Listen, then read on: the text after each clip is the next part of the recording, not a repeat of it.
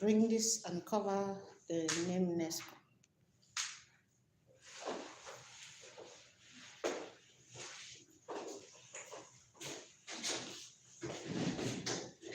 Okay.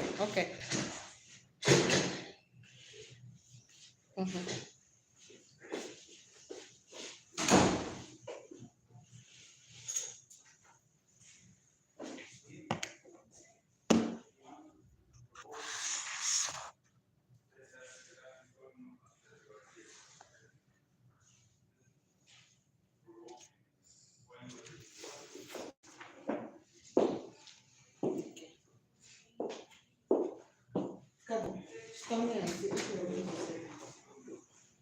Or you see just my pockets. Yes, the button. Your supervisor has a little bit of madness. Temporary. It's okay, right? Yeah. Okay, you can as well sit there.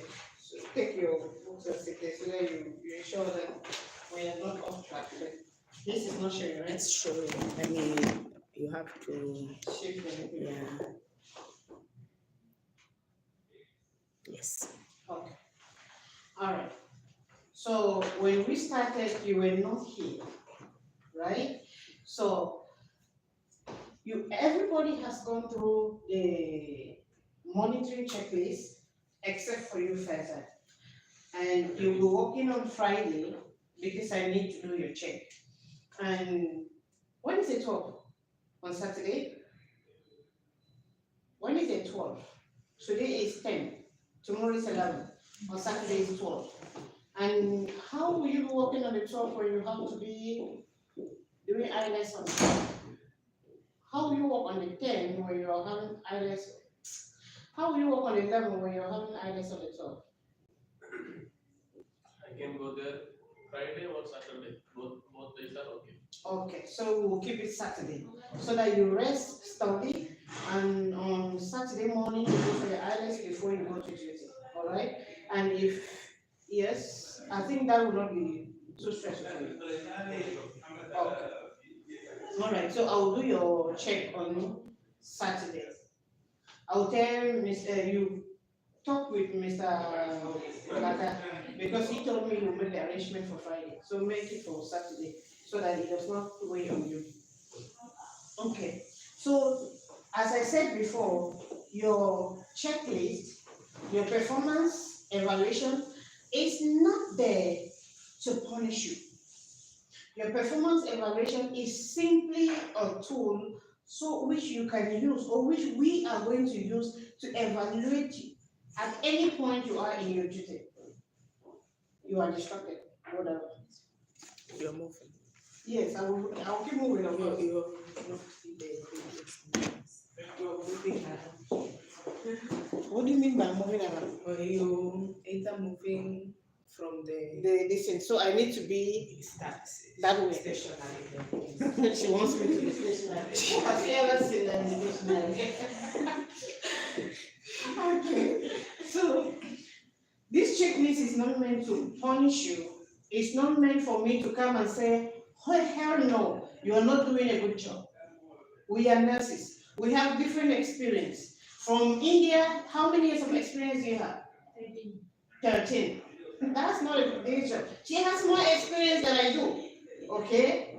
Faizan has been only in Qatar for 7 years. Ratish. I don't know why I keep calling you Faizan. There is Faizan. There is Faizan. There is Faizan. It was so difficult for me to learn Faizan, and when I did, I was only calling Faizan. Mary Ann has been here for 6 years.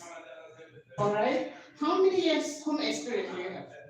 Home experience. No. Okay, you started your experience here in Qatar. How many years are you here? Yeah. 7 months. 7 months? She's new. Forget about her. How many years of experience do you have? Home experience? In hospital? Yes. 5.5 years. 5.5 years.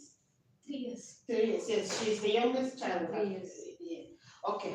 So you see that the differences is large, is wide.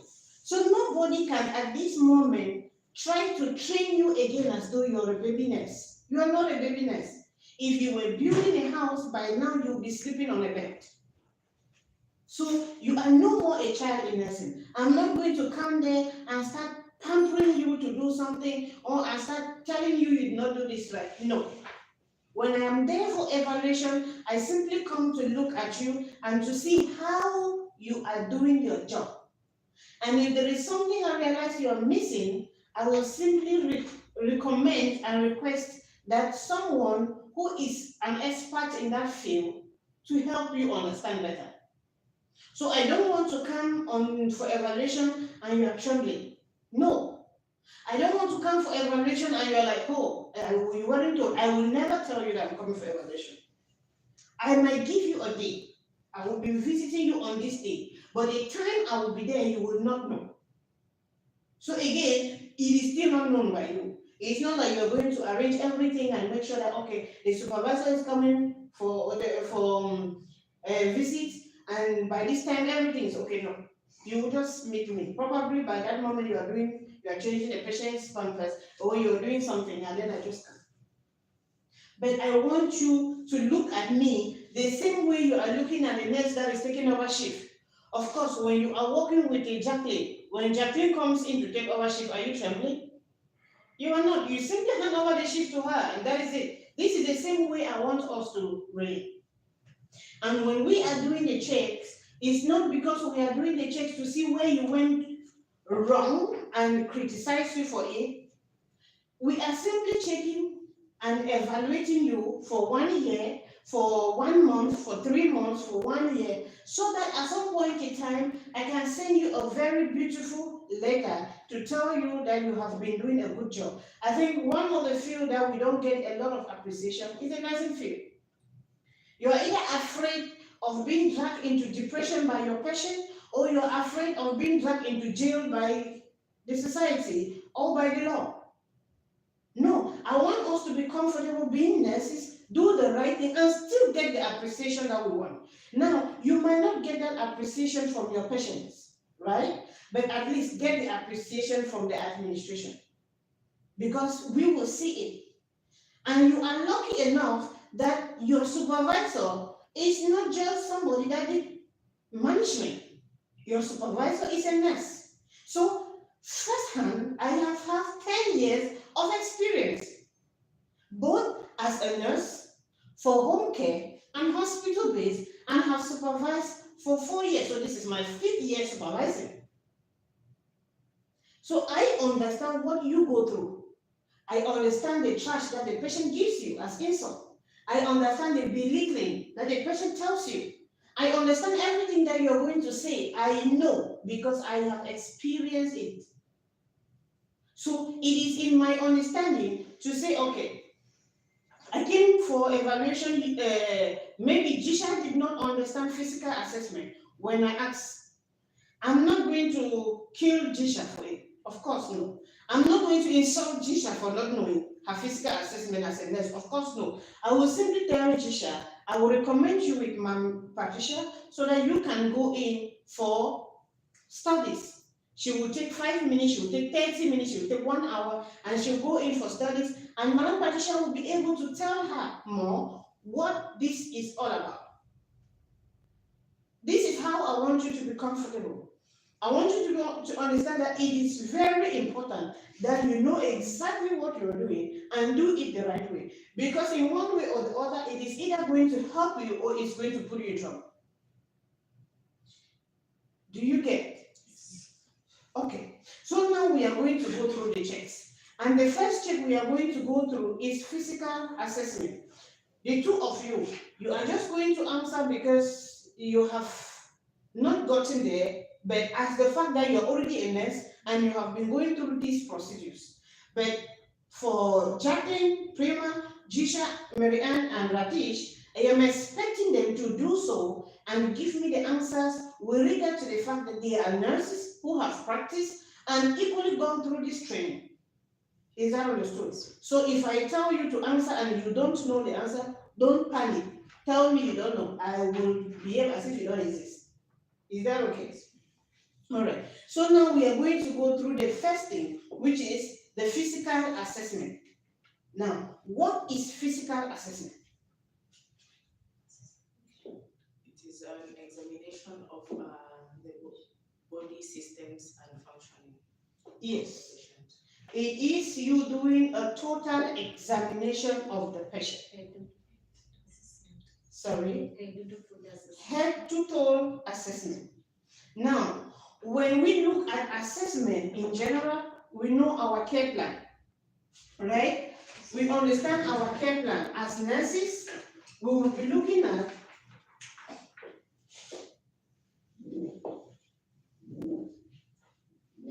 my board is very big, and the worst part of it is that my handwriting is very bad. Okay, so the first thing is our assessment. And for our assessment, we'll be looking at both the physical, we have the symptoms, and then we'll have the symptoms, which we are looking at what and what? Exactly. The symptoms, and we'll be looking at the objective and the subjective data of it, and we're looking at physical assessment. Okay? Now, when I say total assessment, we are now looking at physical assessment. It will all be under assessment. And after we go under assessment, what are we going to be looking at? From our assessment on your care plan, what will you be looking at?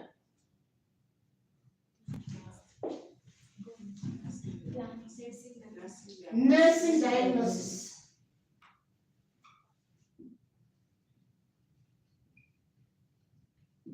From the nursing diagnosis, what are we looking at? Planning. From the planning, what are we looking at? Interventions. We are looking at our interventions. And from our interventions, we'll be looking at the evaluation. So you can as well say this is SOPI. Yes. Subjective, objective, assessment, planning, interventions, and evaluations.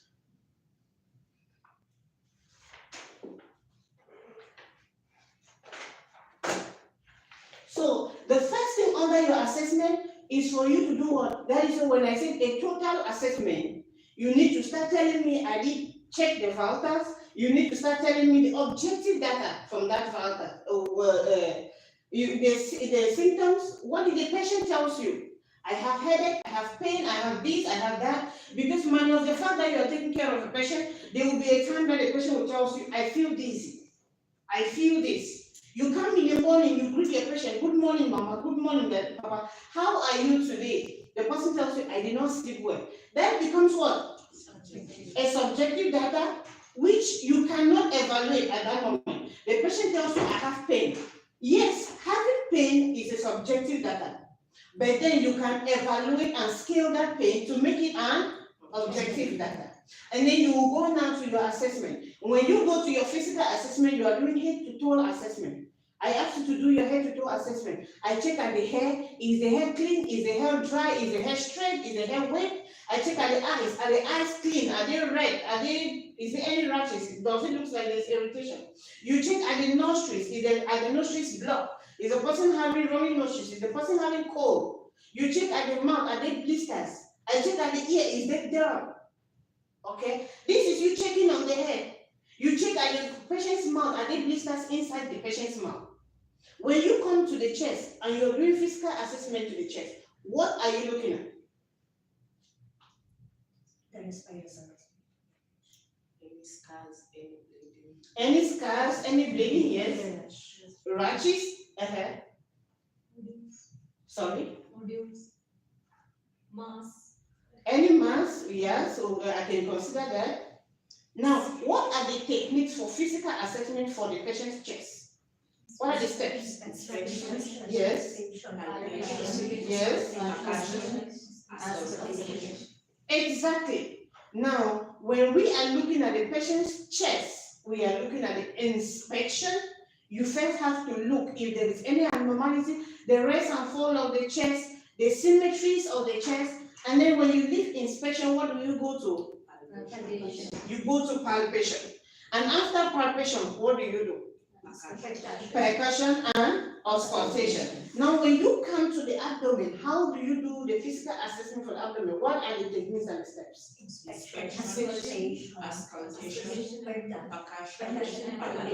Now, why is the changes in the steps of the same physical assessment different from the chest and the abdomen? Why do we have to do auscultation first before percussion and palpation for the abdomen? Because when you do palpation, you might alter the movements and the sounds in the bowel. Exactly, because percussion and palpation is capable of changing the bowel movement and changing the bowel sounds of a patient, which will make the auscultation result not be okay, right? And now when we are looking at the chest, when you are looking at the sounds of the heart, what is the normal sound you should get from a healthy patient? Yes. Thank you. When you are checking on the lungs, which are the normal sounds you should get? The resonance. Now, when we don't have the resonant change or sound, we are getting maybe a wheezing or we are getting crackles, then you understand that, okay, something is going wrong with the patient. And if your patient was already maybe suffering from COPD and having asthma, then you'll be evaluating the level or the loudness of the wheezing or the crackles. Is that understood? I don't want us to make an error here, because from each moment within your preparation for competency, now until then, this is the same checklist they will be using. So you cannot be given a patient and you get to that patient, you are unable to do your physical assessment. You need to make the examiner understand that you are a nurse, this is your profession, this is the only one thing you have been doing for the past 13 years, for the past 7 years, for the past 10 years. You should be able to do it with love and with complete understanding. And especially if I talk to you about your patient, it's not my patient. Okay, the patient is not my patient, it's your patient. So I should be able to see the way you are working with that patient and understanding everything about the patient. You get to the patient in the morning, what is the first thing you check? If your patient is away from. No. What is the first thing you check when you enter the patient's room? Environment of the patient. Okay, I will hold on with your environment, but not completely accepting it. What else? Patients identification. I will hold on with that, but that is not the answer. Yes? Consciousness of the patient. To a lighter extent, that will now be the next step, not the first step. What? Think. Identify your patient. Identify your patient. I will take that, but that is not the first step. Greeting. You can be right, of course. When you enter the patient's room, the first thing is good morning, mama, good afternoon, and you start getting acquaintances. I will want to accept that, okay? But that is not what I'm still looking for. Safety.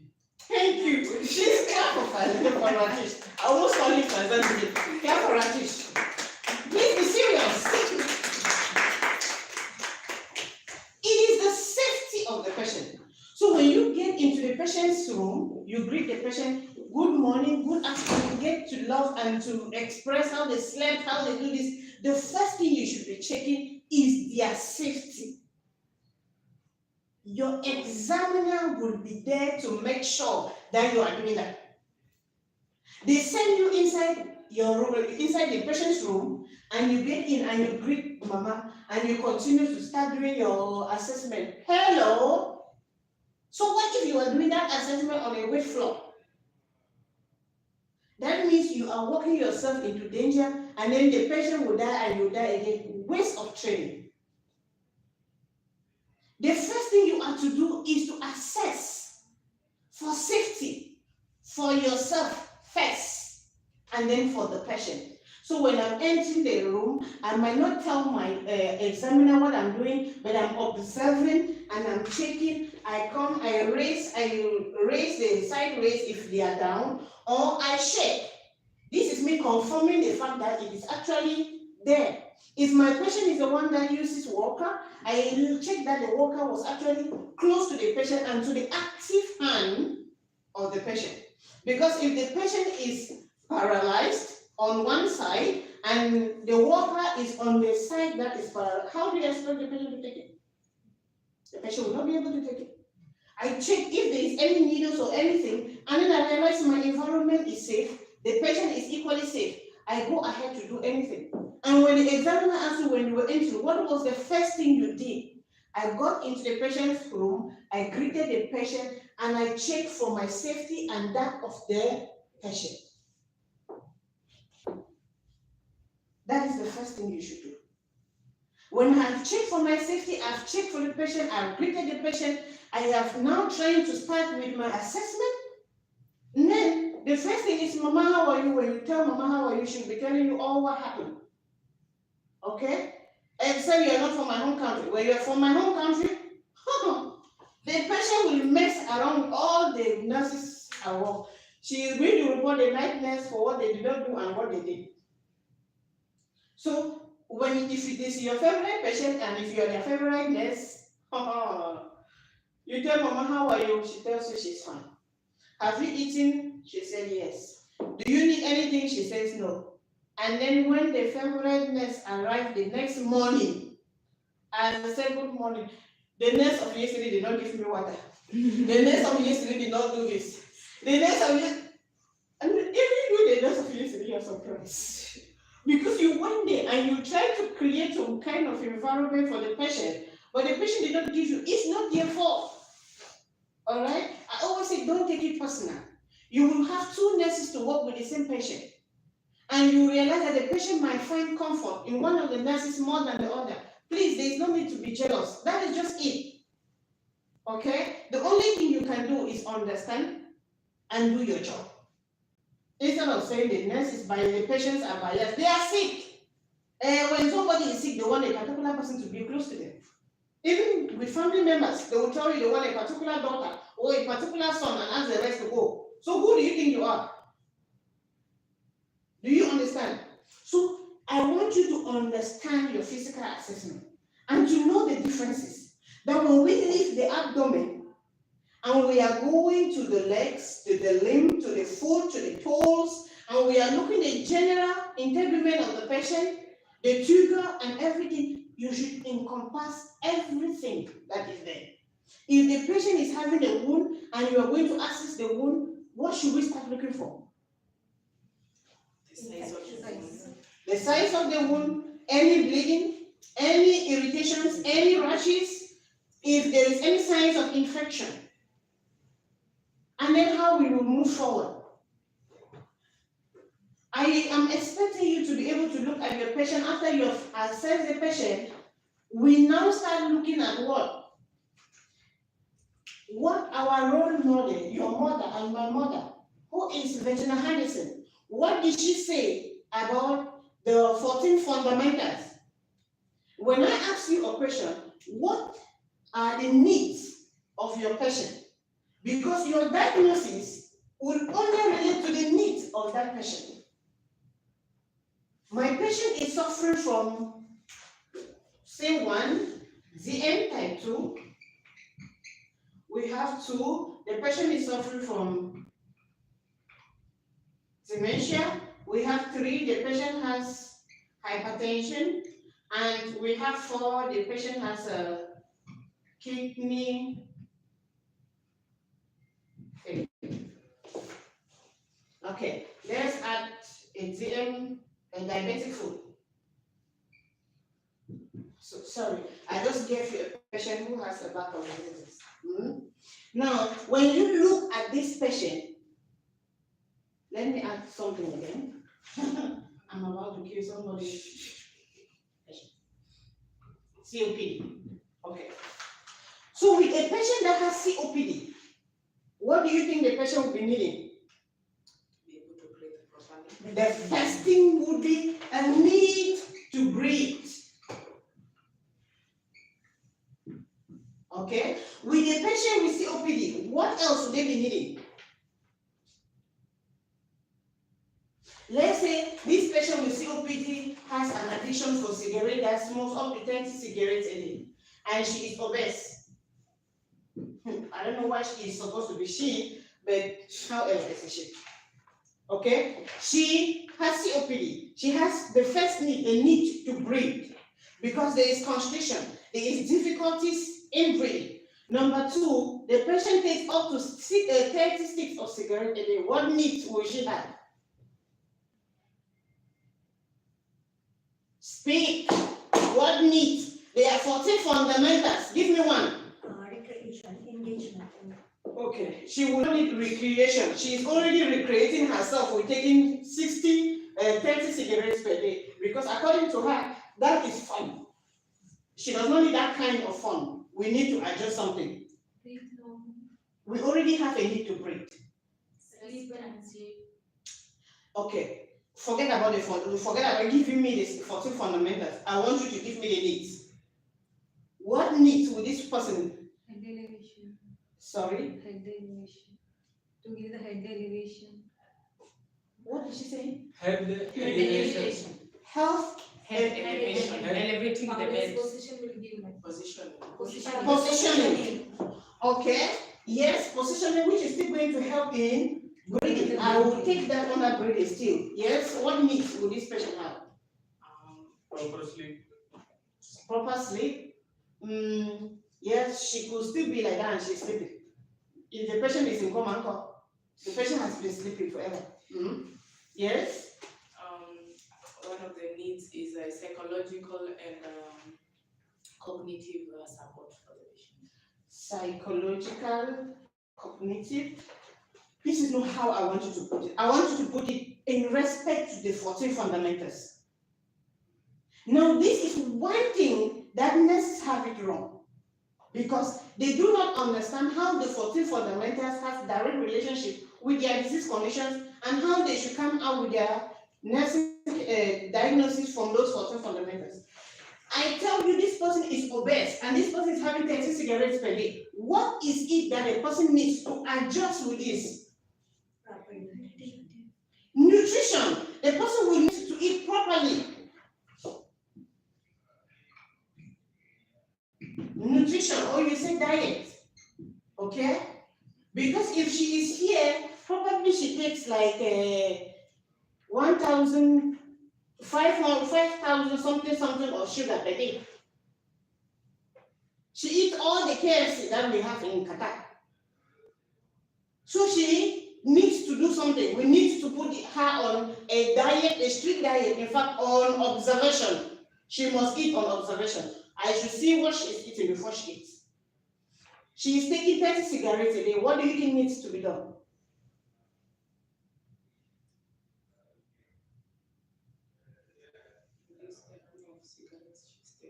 And what would that be? Health education. Health education?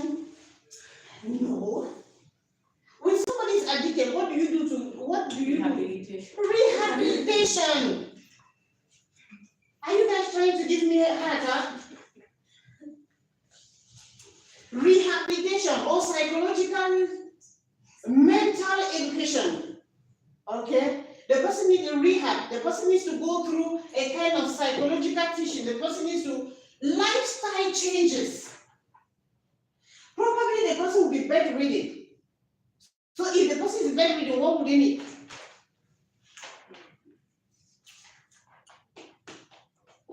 If the person is bedridden, what are you going to assist them with? Positioning. Let's say positioning, yes. That is posture. maintain the skin integrity. Maintain skin integrity, yes, which will be under what? Clean. Grooming. Yes, the person will need you to assist them in bathing. What else? Dressing. Dressing. Yes. The person will need you to assist them to dress normally. What else? What else? Think. Ambulation, yes. Moving. What else? Elimination. Elimination. Elimination. This is the first thing I'm expecting you to tell me when somebody is bedridden.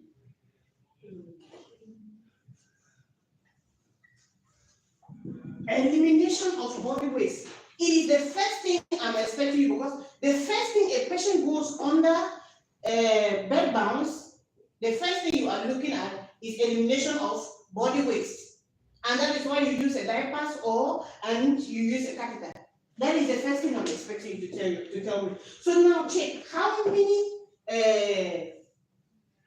needs do that person has.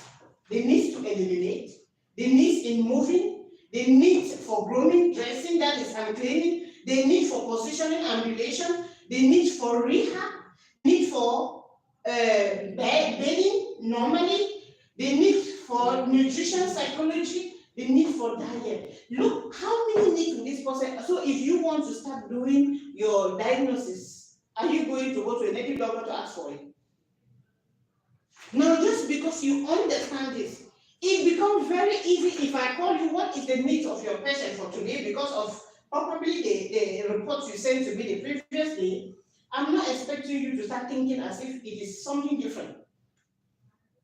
The only reason why you and I, we are not in the hospital and we don't have a nurse is because we are having control of our 14 fundamentals. You are not a doctor. I am not a doctor. So I do not want a nurse, if I'm talking about your nursing care plan, you're telling me about administration of medication or prescription. That does not concern you anyway. Do your own first. Because we like to do things for others and then we forget our own duties.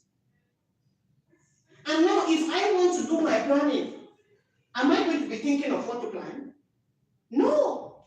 I will just know that, okay, the patient will be taking vegetables in the morning. Or the patient will be taking green tea or black tea in the morning. I will just be going straight to talk, okay, I will be looking at, yes, my dear. Can I borrow this? Yes, you borrow. Go with it, I don't care. The patient will be needing breathing, so I will know if I'm going to use which system to assist this patient breathe. Okay? The patient will be needing rehab. Who is coming to do this mental check? Who is coming to do these lifestyle changes? Because we need to gradually reduce them. We can't just tell them to stop smoking. If they stop smoking, what will happen? Withdrawal symptoms will start. And withdrawal syndrome, where are we going to start again? We are just going to add diagnosis upon diagnosis for this patient. Right? So somebody has to start doing lifestyle changes, which would include both cessation and gradual reduction of the number of cigarettes per day, as well as which is going to come out with dieting. And imagine, I already told you the patient is obese, right? So we'll be putting sports, or we'll be putting massage, or we'll be putting ambulation, because when the patients are completely obese, they can't even move a leg, right? So the exercise will just be something we'll be doing in bed gradually to make sure that they are active. They should be lifting, their head lifting. They should do something, but you should be able to burn even 1,000 international unit per of calories. Is that understood? Okay. Positioning. Because this person is bed bound, we can't put them on the same position. We have to turn them from back to front, from front to back, supine, all the positions that you can think of.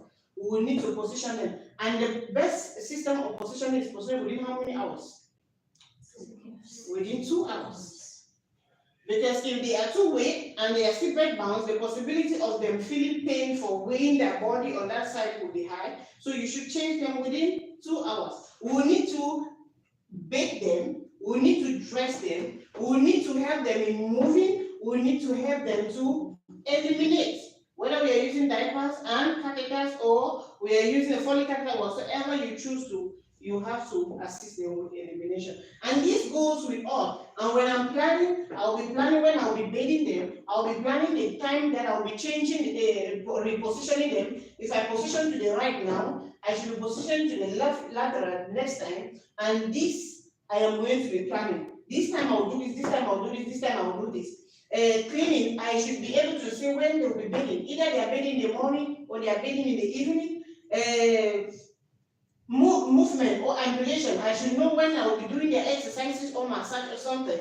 And elimination of waste, how many times, what am I using? And because there might be a patient that you need to use a bedpan and not necessarily use a diaper. And if they are using a bedpan, how am I supposed to prepare that? How long, what is the intake and what is the output, and how long do I need to check with the patient? Because here we'll be looking at the patient that is speaking and the patient that is not saying anything.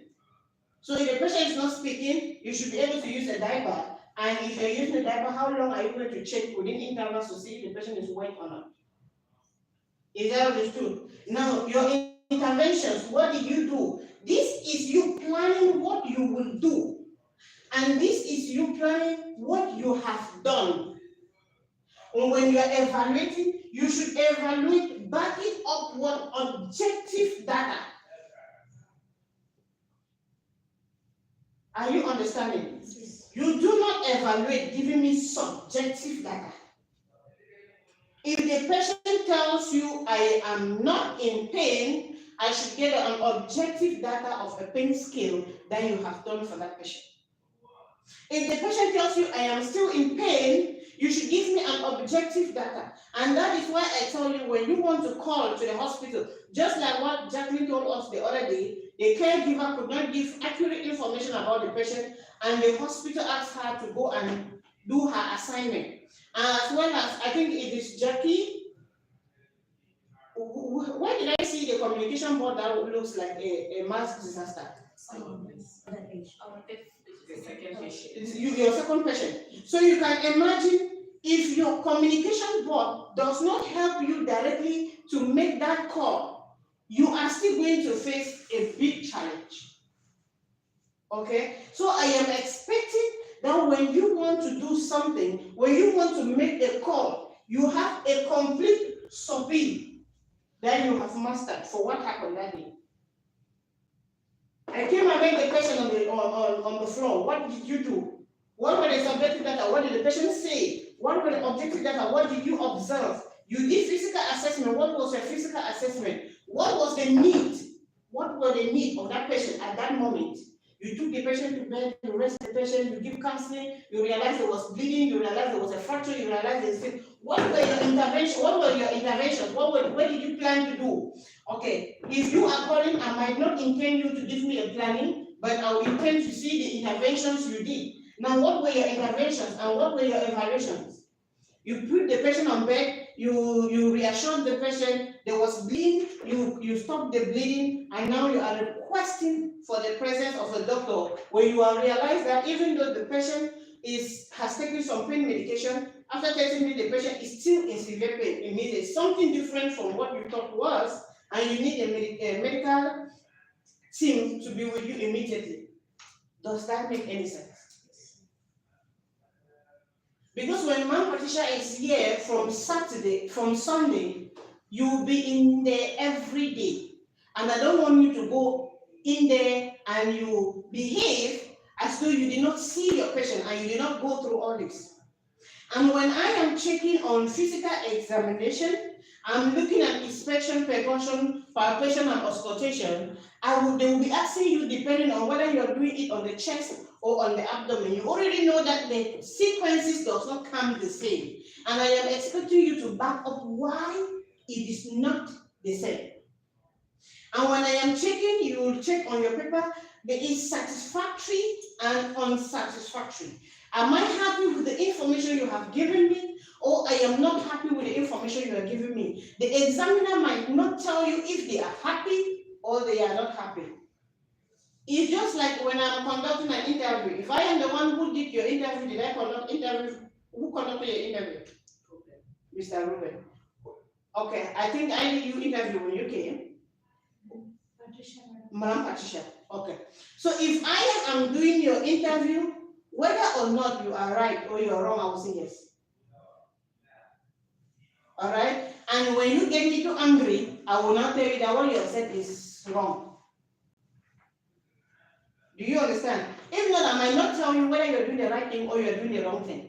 And this is what might happen inside the examination room. You get there, you conduct all these things, and the examiner will just keep marking where you are wrong, where you are wrong, where you are wrong, where you are wrong, and you don't know. And at the end of the day, they will tell you you failed your competency exams.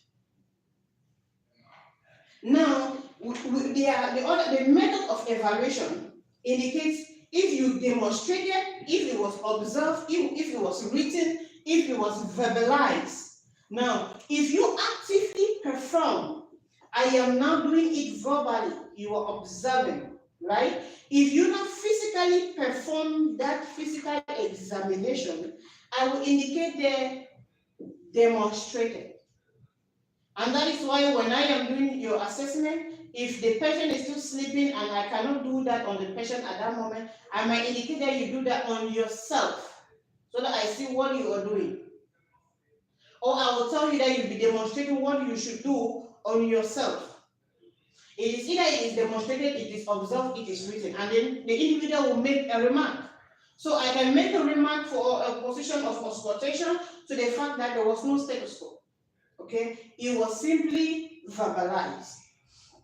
Now let's go to the second one, medication administration. Now when we are trying to administer medication, what is the first thing you do?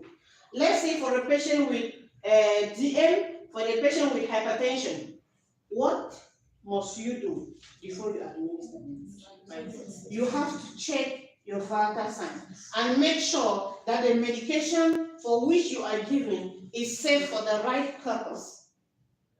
Now, I asked a candidate yesterday if the patient at 11 a.m. is having a fasting blood glucose level, which is 68 milligrams per deciliter. What are you supposed to do? The patient is on insulin sliding scale. Yes. What will you do? Remember, it's fasting blood sugar, and it is at 11 a.m. And the patient is supposed to take the insulin sliding scale. Sorry? Without the medication. Gracie, you need to speak. Without the medication. What did she say? Withholding the medication. Hold the medication. You, if you don't speak, I will kill you. Hold. Just like Okay. You withhold the medication. Because even though the patient has to take their insulin sliding scale, it is given on a particular base. Now, the patient, okay, if you withhold the medication, what are you supposed to do? you have to document it. Let's say that you will document, of course, but I need you to do an intervention to this patient. What will you do?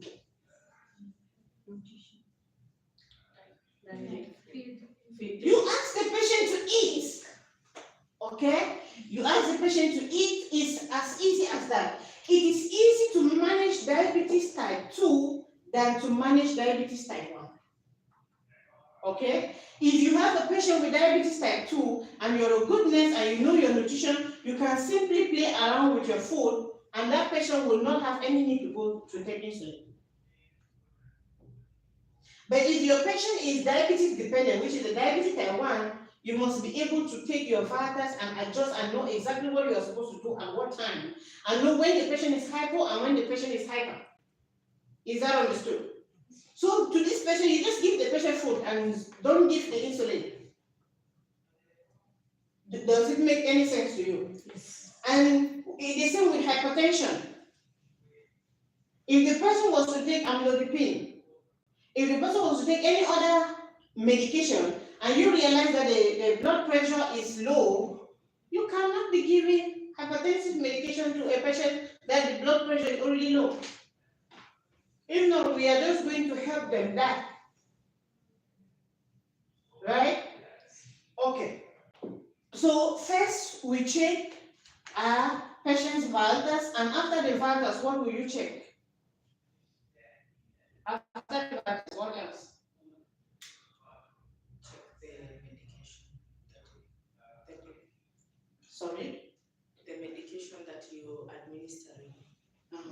You check if it's the right medication. medication. So now you'll be doing the right, you check the rights, because it's not one right? You check your medication, because the first thing when you enter the patient's ward is you identify the patient. And what are the triple identification? One, Identify the patient, then identify the dose. no. I want you to give me any one of the triple identification for a patient. Patient Qatar number. Okay, the Qatar number, if you remember your own Qatar number. Because I don't know my own, I will need to look. So how will you identify with Qatar number? Name. You ask their name. You can ask their name, Mama, what is your name? And she will tell you her name. I'm Gracie. What should you be expecting to check next? Age of the patient. Okay, no. Date of birth. No. Health card number. You check their name with their health card number, or you check their name with your medical files that you're having in your hand. The next, what should you check? Age and date of birth. I'll put it outside. The handband. The three identification. Mama, what is your name? My name is Gracie. You just go, you take Mama's hand, you check. On Mama's band is indicated Gracie. You are having their files in your hand and you check. Your file is saying Gracie. So she has called her name, you have checked on her band, and her form has given you the same name. This is you respecting the identification system. She might say her name is Prima, and you look on the band, her name is Gracie. Of course, if you are taking care of a dementia patient, she might give you any name, and she might give you the first name that comes to her head. Maybe it's her sister-in-laws that has been frustrating her life, and she decided to call her name because that is what came to her head that moment. Do you understand? Now, if the patient cannot speak, you cannot go ahead to do the double checks and check that every other thing corresponds. And certainly there will be a family member there to confirm you what the patient's name is. You might be a new nurse, just entering that ward, and you don't know the patient yet. Is that understood? Okay, from the check, what else would you check? What are the other rights now? Right medication. Right Right medication. dose.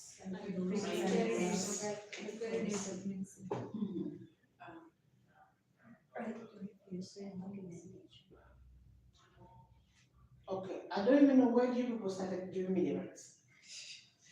Right patient. Right patient, Right medication. right medication, Right dose. right dose, Right route. right route, Right time. right time, Right documentation.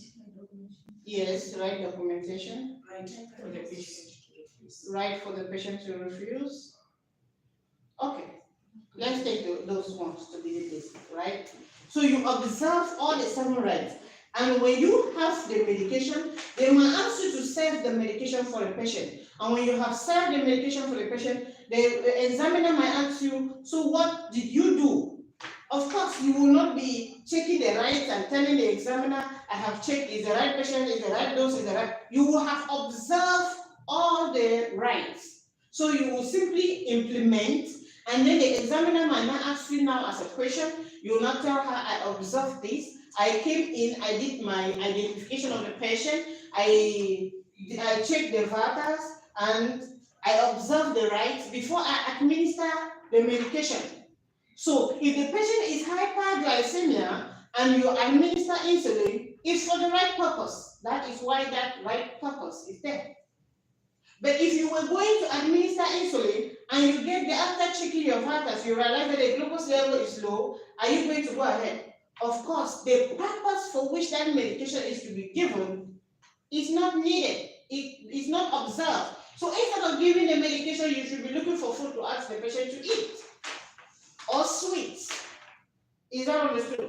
So the same for the medication, we'll be looking at the 3 moments of checking, which is triple identification. We'll be looking at the rights of medication administration observed, as well as we're looking at medication sheet, the documentation, if you document it. Because the first thing that we will do is that we will respect every other right and we forget to document. And for healthcare, if it was not documented, it was never done.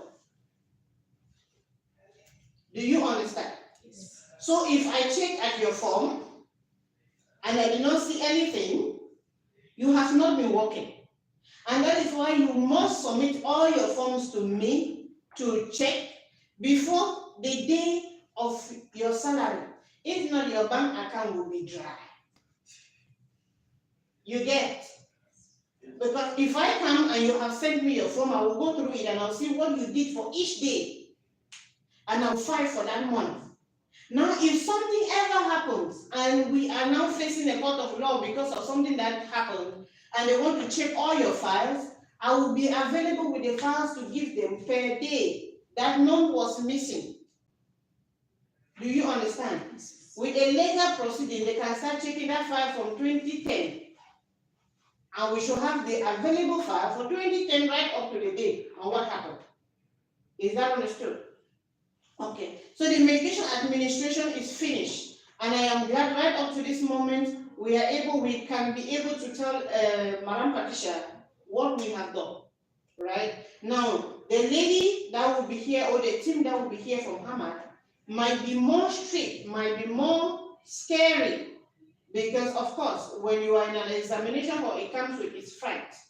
But if you have prepared, you will simply go there to prove yourself, and if in case something goes wrong, it will not be because you were scared. It will be because probably that is what it skipped your mind. Okay? Now we go to the pain assessment, reassessment, and management. Now, pain assessment tool. How are you going to assess for the person's pain? First, if the patient On the level. If the patient complains of pain, if the patient is not verbal, cannot speak, how will you wait for the patient to complain? You check first the level of consciousness to know what to do. Exactly. So if there would be a need for you to check for the patient's level of consciousness, and that tool will give you what best other tool to use when it comes to pain assessment. And when you do pain assessment and you are now going to do your management will be responsible to the fact if the pain is moderate, mild, or severe. And whatever stage the patient is, you should be able to know your pharmacological management and your non-pharmacological management. And for your patient, you should be able to understand if they have medication that they can take when they are in pain and not take when they are not in pain. And if they have it, you will be able to administer and indicating the reason for the administration for that medication for that day. And I have told you, if you are having a medication that you take once a day, which say today is the 10th of April 2025, and you did not administer the medication maybe after 7 days, which will be on the 17th of the 04/2025, I should be able to see a stretched line in your form indicating that nothing happened within this period. It was not needed. And because of the value of the pain scale that you have, it will explain why this medication was administered today. But if it's a medication that was programmed for 1 time or 2 times a week, I should see on the 10th, and it has to be administered again on the 15th, a stretch line that takes me to the 15th, and in the middle here, I should see the date for the next administration, 15th of the 4th month, 2025. And from here, I should see again another next line for the next 5 days, which will be on the 20th of the 4th month, 2024. And this here will direct me on when I will administer. Why are we going to do so? So that you don't forget. And so that if I pick your form, I should not be seeing random spaces. I should see here next administration and the date. So if I pick maybe the form that you started on the 1st, and I will know that there will be, if you're already here, I know already that on the next form, this is when you are going to administer the next medication. Is that understood? And then with any other person that picks your PMI forms, the person will understand what you did and why you did the way you did it. If you don't indicate any stretch, if you don't indicate anything, it is easier for somebody to tell you you did not administer medication this day, or on this day, on this day. Or it is easier for somebody to come here and fill in anything. Do not give gap for another person to miswrite on your form. And that is why I say on no occasion should I come and meet your PMI forms lying on your table. No. It should always be in your file.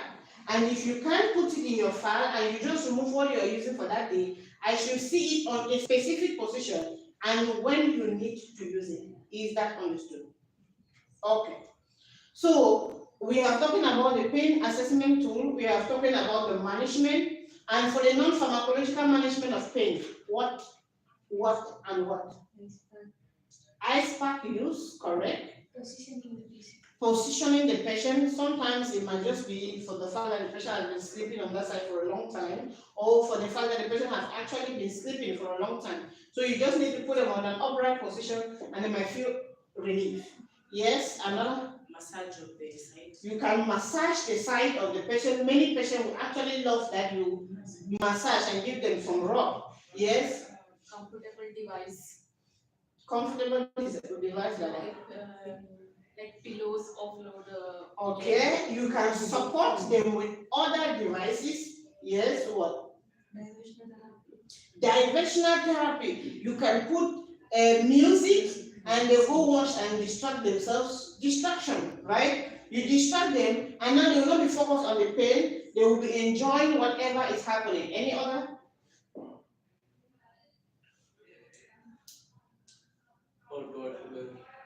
Hot water bath, yes. You can engage them in an activity that they love to do. Okay? If that person loves to play cards, you can make them play cards with you.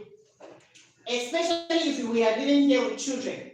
We can easily fool them to do something else and then they will forget that their leg was actually paining until they are done there. And by that time, maybe the leg is no more paining, or by that time the leg will be worse. But however it is, we have solved a problem for a particular moment. Because we are nurses, it will always be nice for you to understand alternative, because we cannot constantly keep giving medication to the patient. There will be some patients that will forget that they have taken the pain medication and still complain of pain. You must think of the placebo that is going to benefit you and the patient. Okay, now we go to quality. Communication by ISPA. It's the same as we said. If you have a problem and you need to communicate, you must communicate in the right way. If you are to submit your daily report, I correct your daily report all the time, you must submit your daily report in the right way. I don't necessarily have to see you write a whole long sentences. If by 11 the patient ate, 11 patient had breakfast. If by lunch you change diaper, this time change of diaper. You can give short sentences and still express or explain exactly what you intend to say.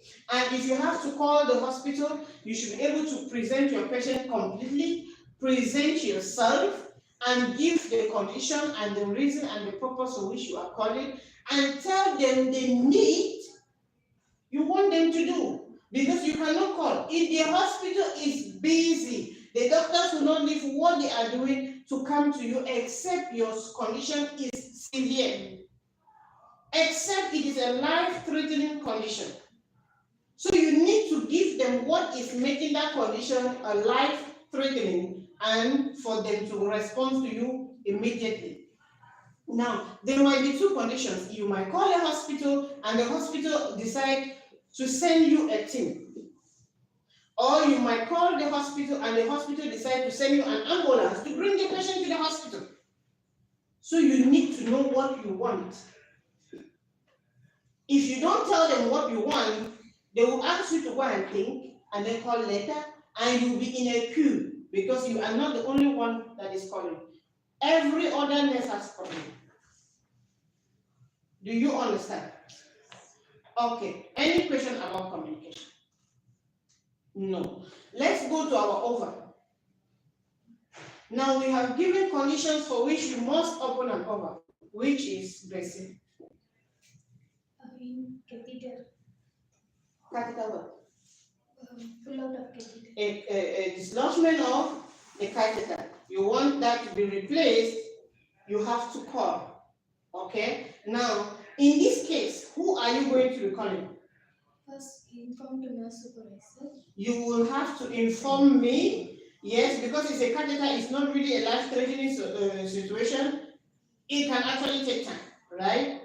But I want you to call who? The case manager, the nurse in charge, the PNS nurse for that patient. They will always give you the number for the PNS doctor or the PNS nurse, right? So it is not going to be that severe for you to call for an emergency line. Just call the person that you want to come. And this is a scenario where the hospital will be sending you a team to perform whatever you want. Yes, any situation that you need to open and over. Saturation low. A saturation low will not indicate. Below the 80 or something. If the saturation is low and the patient is on oxygen, and after that is still not going, then yes, you will need to call for an emergency line, and when you call for the emergency line, you open and over. Okay? Yes, Jacqueline. Any needle stick injury. Any needle stick injury, whether it is for you or for your patient, you will need to open and over. Yes? After fall. After a fall. Now the fall might be so severe that there is a fracture and you will need to call the hospital as well as you open and over, right? Medication error. A medication error. You must open and over in a medication error. Please do not cover your medication errors. This is one thing that the nurses will keep covering. Do not cover your medication errors. You need to open and over, indicating that you actually have a medication error. If it is a look-alike, a sound-alike medication, then we will devise a strategy for you to best understand so that you don't make the next error again. Because you might cover a first medication error, and then the second, and then the third, and you put that patient in jeopardy.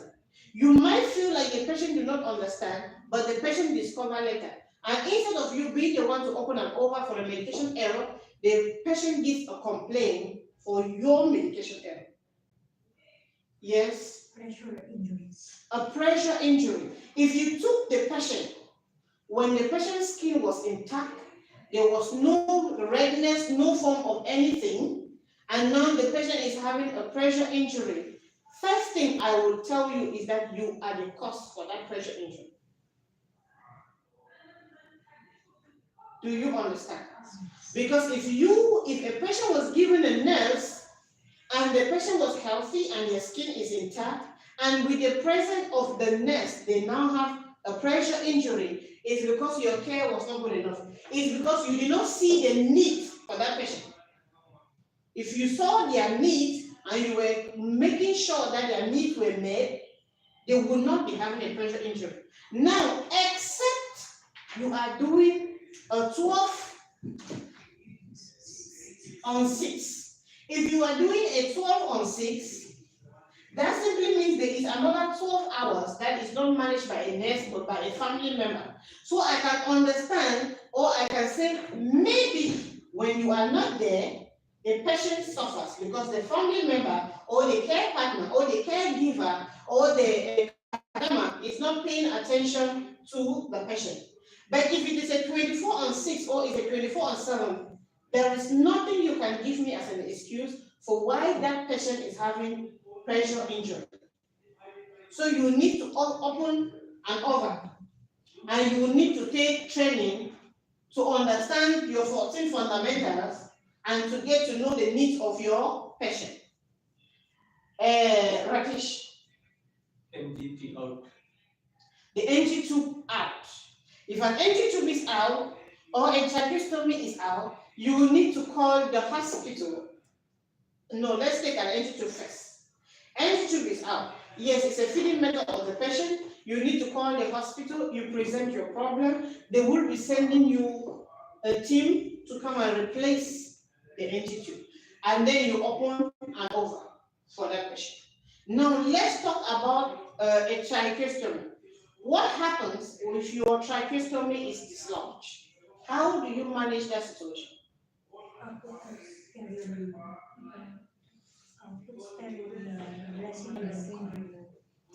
You assess if it's life-threatening. Okay, all right. We are not in a jungle. One person at a time. Yes, speak. You assess if it's the patient is either breathing normally still or not.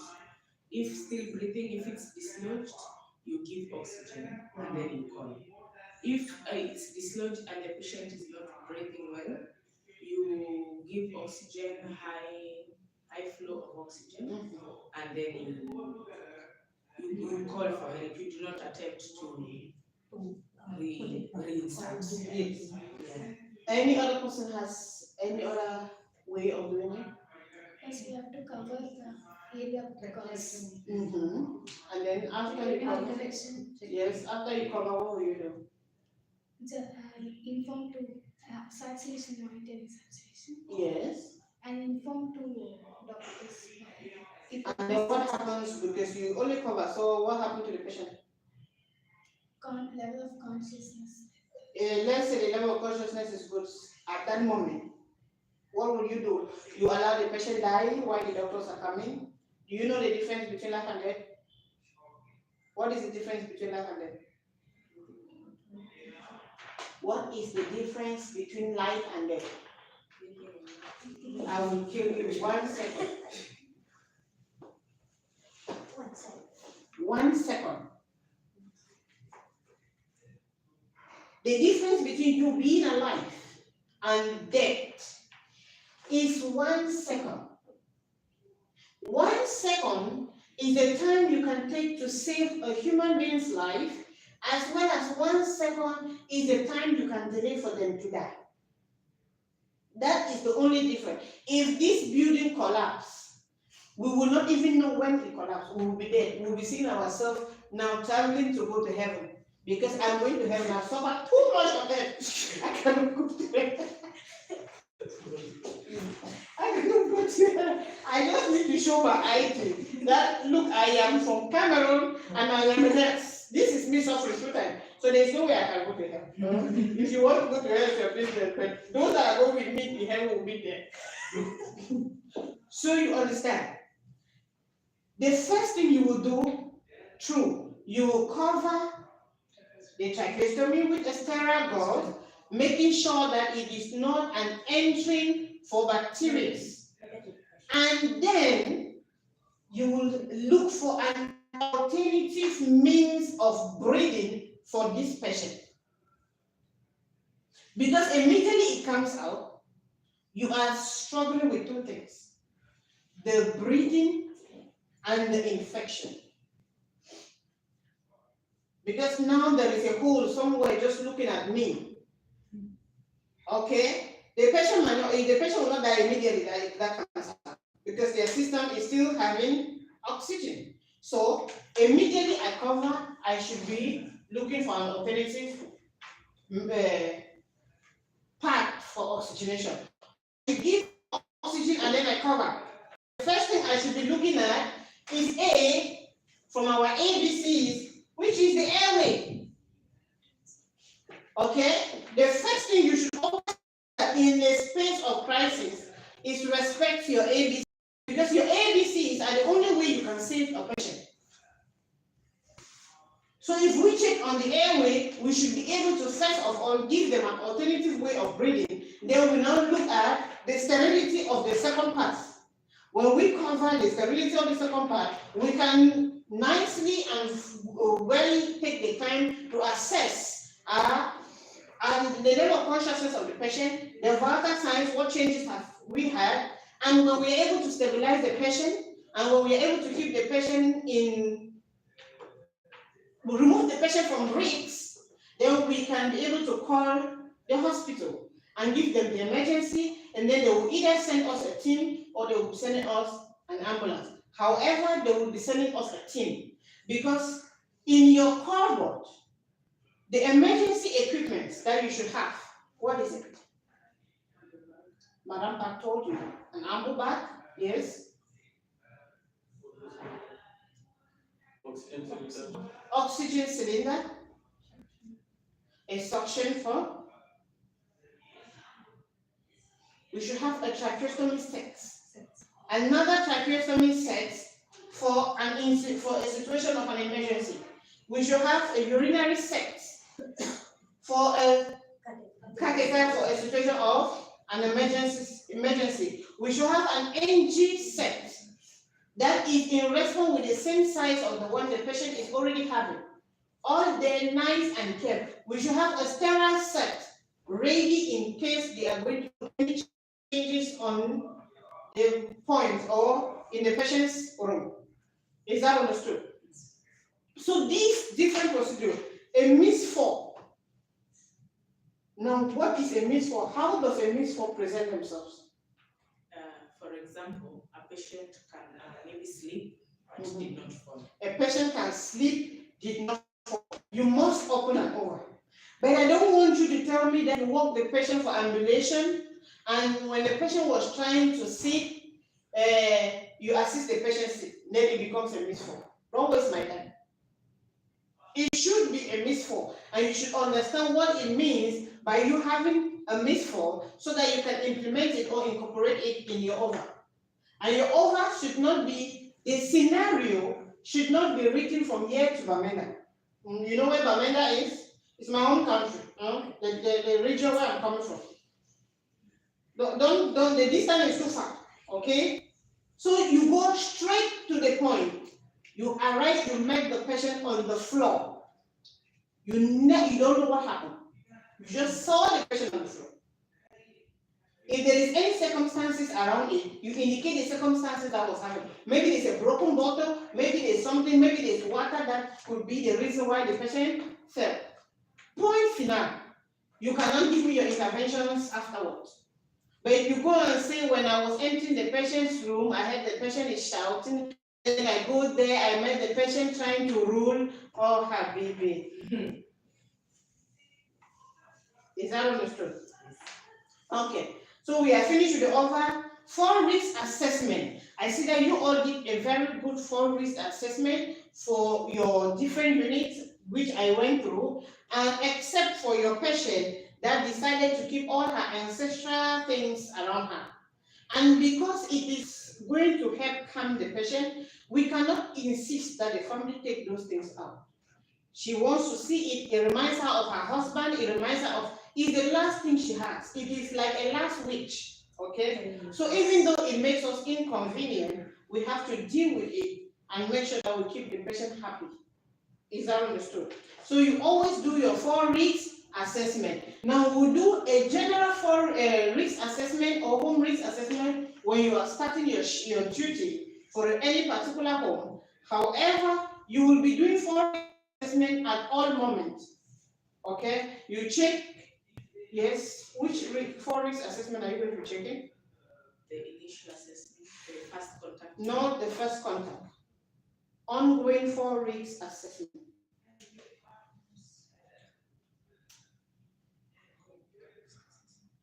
Yeah, on the nursing intervention and reassessment. I will kill you. Yes, I'm still waiting that you speak. 4 risk assessment. The first thing I said, when you first enter the patient's room, what do you check? And then when I ask you what the 4 risk assessment, you still look at me like that. Is falling not one of the safety precautions you have to take? It is. So what is it that you check? Please think. The bed lock, yes. The height of the bed, yes. They bring down the height of the bed. Yeah, the floor. The floor, if there is water, if there is any leakage cable, if there is something sleepy, all rats, all things all over the place. Yes. What else? Kinky cords. What did she say? The electric The electric cords. That's why I said if there is any leakage, okay? Because if there are cables everywhere like this, our arrangement that we did here, and you are going to pass here, maybe there's water all together, then you should know you'll be one of the transmitters, okay? Carol will just transmit through you. Okay, apart from that, what else? Any sharp hands nearby the patient. I'm not getting Sharp. any sharps close to the patient. Yes, a knife or anything that can harm you or the patient. What else? Do not cover the every time the patient's cottons. Proper lighting. Proper lighting. Okay, you must use the right terms. Yes, what else?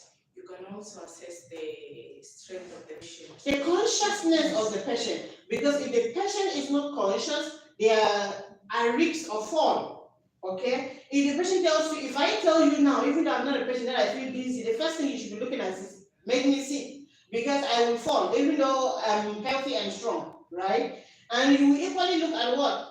Vital signs. The vital signs, placing of the walker, if the patient hands on the right hand or the left or the active hand of the patient, or you put in what the patient needs. If they are going to use some kind of a doll, a bell to call anyone, it should be where they can pick it. If they are going to be having any fruits that you want to keep or water, it should be where they can easily take. That way you're equally going to assist in preventing fall. Are you understanding now? Okay. All right. Medication safety. When we talk about medication safety, what are we looking at? Proper storage of the medication. Proper storage of the medication. If the medication is supposed to be stored in the fridge, it should be in the fridge. If the medication is supposed to be stored in room temperature, it should be in room temperature and away from the sight of children, as well as away from the reach of the patient. If your patient is the one, that you have to be the one to give the medication to them. Okay? If you keep mama with dementia, she's going to want to take the medication at all moments, because at all moments she knows she's sick, but she has forgotten that she took the medication before. So if the medication is in her reach, she's going to take it. Is that understood? Yes. Okay, and what else? Proper labeling of harms and medicines. High alert medication. Proper labeling of high alert medication. Proper labeling of look alike and sound alike medication. Okay, yes, what else? Expiration dates. What else? Even you check before administration, you check for the allergies. Allergies, yes. Drug to drug interaction. Drug to drug interaction, and that is why it is safer for you to give each drug at a time. Do not combine the drugs like my grandmothers would do. They have one drug that treats hypertension, diabetes, kidney failure, obesity, madness. Their drugs always treat everything. No. Your drug should treat one thing and give the drug at a particular time. So if you are giving all the medication at 7, there might be a drug-to-drug reaction which you will not understand. Okay? So give this at this time, give this at this time. However, before the medication is given to you, it must have been prescribed with consideration of the fact that they don't want a drug-to-drug interaction. Yes, what else? Know the medication purpose. They know the medication purpose. Understand your medication to your fingertips. The reaction. Don't just tell me that the medication is an antipyretics. Yes, what does it do? I need you to tell me. And if you're able to tell me what it does, what its functions are, and their side effects, you'll be able to cut off. Saturday. Bye-bye. You'll be able to cut off when you start identifying the reactions of that medication or the side effects of the reaction of a particular medication, and to report in time. Okay? There are medication that will cause you to have constipation. Now you know that if this medication can cause my patient to have constipation, I should have something that will be a relaxant. Does that make any sense? Yes. Okay. All right. And from there, we'll be going to pressure injury prevention. How do we prevent pressure injury? Burden scale. Using burden scale and level of conscious. Yes. will check the level of consciousness of the patient, because if the patient is conscious and active, they'll be able to turn. But if they are not, they will not be able to turn. Yes, what else? Sorry? Second time we change. Change their position. I like it when my nurses speak. Okay? Speak and pour this roof down. It's not my problem. Because here, you need to speak at all moments. For you to be able to pass your competency, the examiner will not remind you of the fact that you need to speak. The examiner will be expecting you to speak like myself. You better have a microphone behind your throat. Okay, what else? Use of moisture barrier creams. Use of moisture barrier creams, yes. What else? After elimination, skin should be dry. After elimination of any body waste, whether the person is having a stool or the person is having urine, you should be able to clean them and dry them and make sure you can even use powder to keep them dry and fresh. What else? Monitor the pressure areas. Monitor the pressure areas. Okay. Prominence. The bone prominent positions. If you want to check if they are already red, you will know how to manage it in time. It is better to prevent than to manage. However, if it is already visible, it's better to start managing it when it's early. Okay? What else? Adequate hydration and proper nutrition. Adequate hydration and proper nutrition. Because if they are too skinny, their bones will be out, and that is going to be a friction area. But if they are as chubby as myself, there's no way my bed will meet my bones. There's a lot of flesh in between. What else? Air mattress. An air mattress. Now, if the patient do not have an air mattress, what else can we use?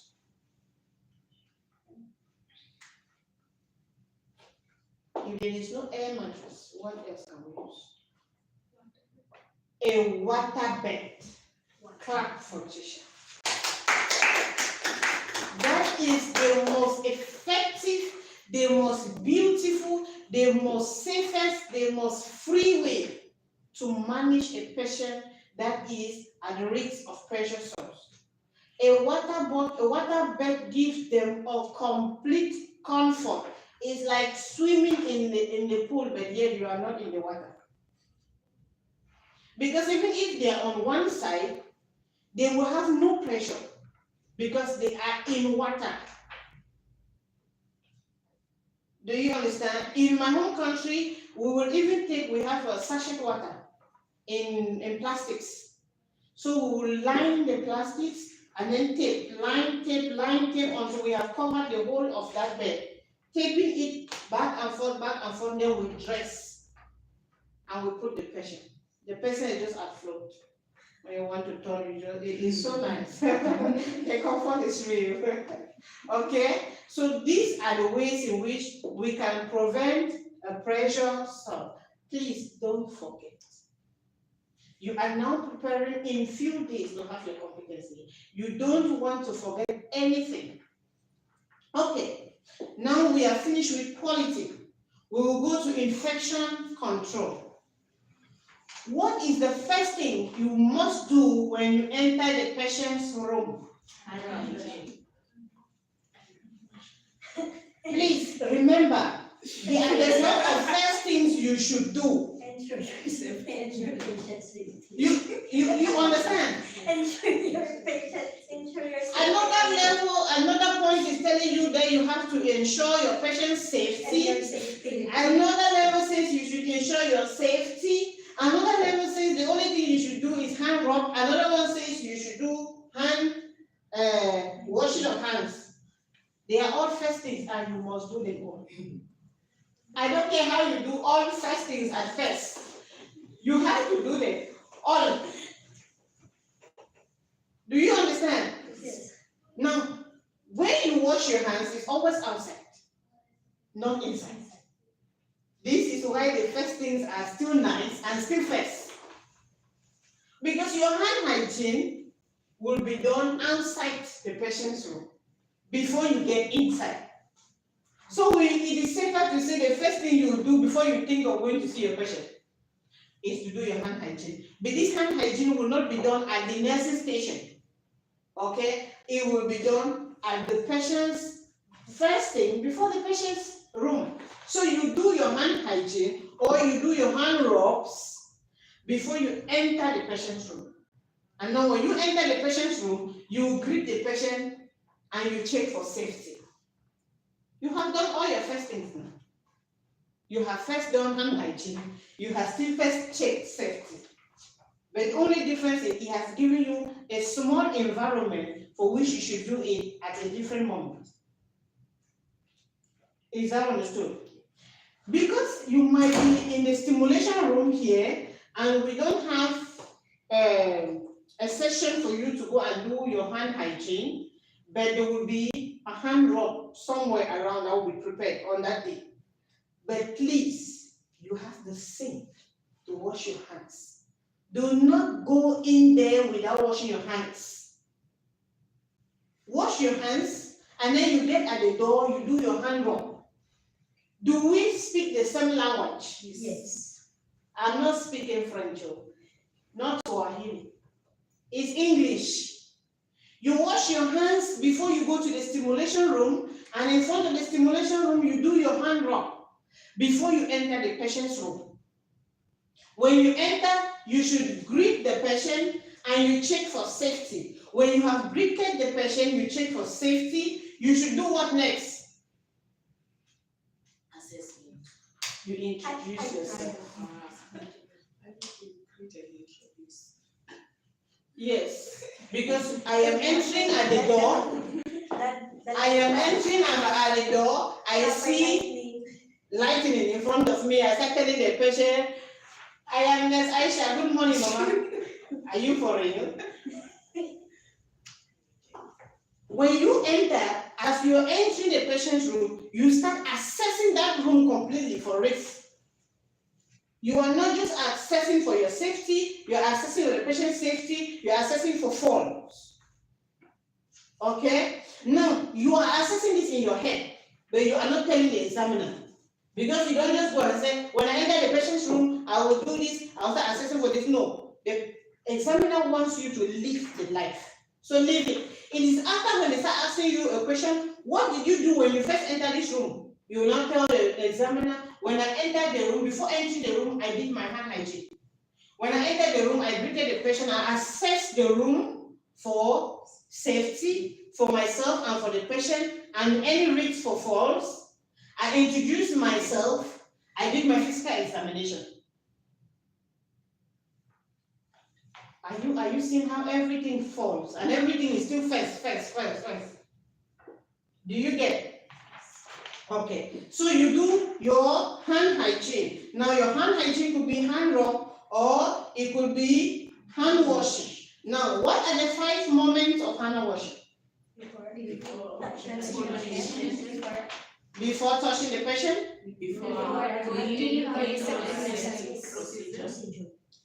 Before touching the patient, 1, yes.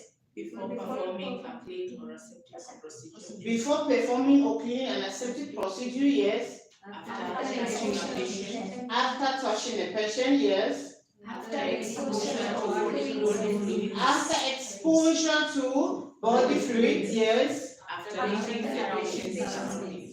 After touching the patient's surroundings, you must perform your hand hygiene. Now, which are the situations where you can do a hand rub and it is medically okay? When there is no visible dirt on the hands. When there is no visible soil or dirt in your hand. However, it should be after you have done your hand hygiene. Because of course, if I touch this chair, how am I supposed to know there are bacteria in my hand?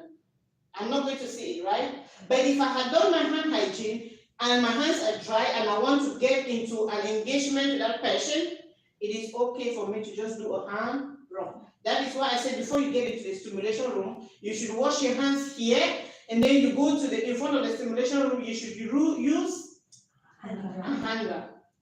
Does it now make complete sense? Okay. Now, from there, we're looking at our PPEs. What are the PPEs that we can use? Gloves, yes. Gown, mask, yes. Goggles, yes. Or face shield, yes. A cap, okay. Hairnet or a cap, whatsoever, which of them you call it, is still making. We can equally put boots if we are walking inside the theater. Or we can put on the theater dresses. Those are still PPEs that provide a sterile field for these individuals to do their job. Okay, now transmission. When we are talking about transmission, what are we looking at here?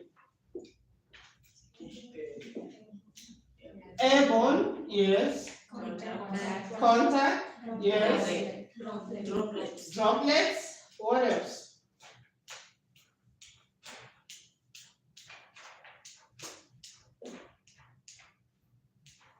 Airborne, contact, droplet, any other?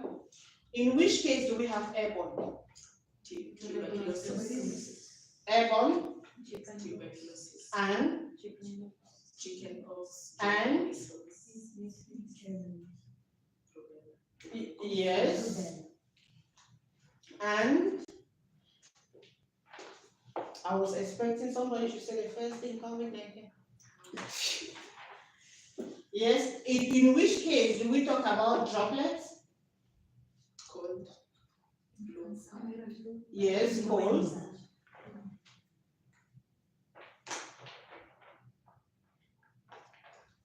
Scabies. If you did not say scabies, I will send all of you outside. There is nothing as sweet as the scratching from scabies. We call it in my country, come no go. Come, but don't go. He has another level of trauma that it gives you. You can forget yourself even in front of the church. When everywhere is hot and you need to crash. And then the problem is like it resets your memories.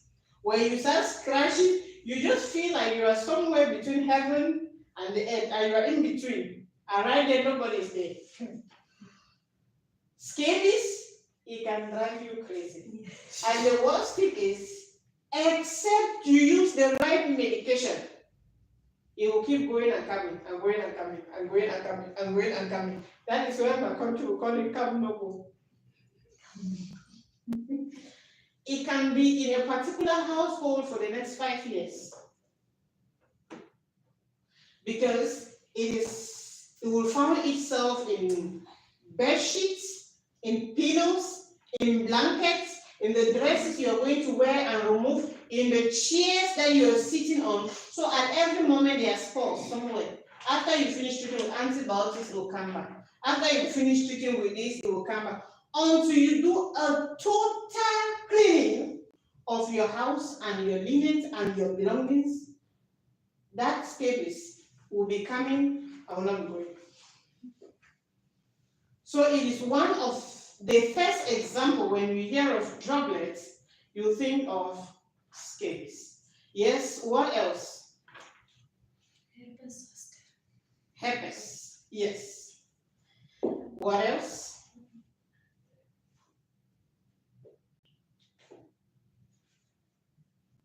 What is measles? Measles. How is the transmission of measles? Droplets. Measles is not airborne. That is why measles can be in the same house and others contact it, but others don't. However, if there is any contact between one child that is suffering from measles and the other that is not suffering from measles, there could be a transmission until your system has the antibiotics or the antigens to fight that bacteria. Is that understood? And what else? What else for contact?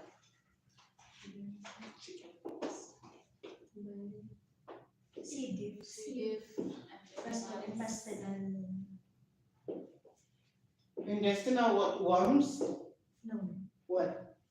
bacteria, E. coli. What about bacterial conjunctivitis? Have you ever had conjunctivitis before? In my country, they call it Apollo. If you hear somebody's having Apollo, you better run for your life. Because why we think that the conjunctivitis always comes for both eyes is actually, it does not start on both eyes. It starts on one eye. Often, it starts on one eye. You are the one who is the vector that will move it from this eye to this other one. And to everybody that you put in the spirals on them, this is how the conjunctivitis now travels between brothers and sisters and uncle. As you enter a class, all the students are having conjunctivitis. If you can take care of conjunctivitis and maintain hand hygiene, hand rubs at all moments, and make sure that the same tissue you use for that eye, you don't use for the next eye, you have that conjunctivitis for one eye and you will finish. Is that understood? So now, do you have enough examples to give in case they ask you any of this question? Okay. Now let's look at waste exposure management. If we are looking at waste exposure management, it will be divided into what? What are the different wastes how are the different wastes we have, and what are the different ways to dispose them? We have sharps, which will be disposed in sharp containers. Yes. Cottons, gauze, and Yes, which will be disposed of. yellow. It can be disposed in plastic bags. It can be disposed in dust bins or whatever you want to call it. Yes. The patient's waste and of elimination. Elimination, that is liquid, and it should have a particular way in which it can be disposed. And here we'll be taking it directly to the toilet or whatever, because this waste does not just come, it comes with smell, it comes with contamination of the air and of the environment and pollution and join all everything together. Is that understood? So these are the different ways, and this is how it should or can be disposed. Now, when we are talking about sharps, how many colors do we have and what do we put in which color? Be speaking. I'm no more a nurse. I just left the nursing school. Left the nursing profession already. What? General waste. Yellow? What do we put in the yellow? Infectious. Infectious waste. Body fluids. Body fluids. Body parts. Contaminated. Body parts is red. As per Hamad. Okay. So we have first yellow. What do we put in yellow? Body fluids. Body fluids. Gloves, cotton use, Diapers. diapers, Etc. etc. Now for red, what do we put? body parts. Body parts like Maybe amputated Limbs. limbs yes. or organs from the body like the Placenta. Okay. What else? even biopsies samples. Biopsy samples. All this will still be under body waste. Yes. Which other color? Bag. What do we put in black? General waste. General waste. Which other color?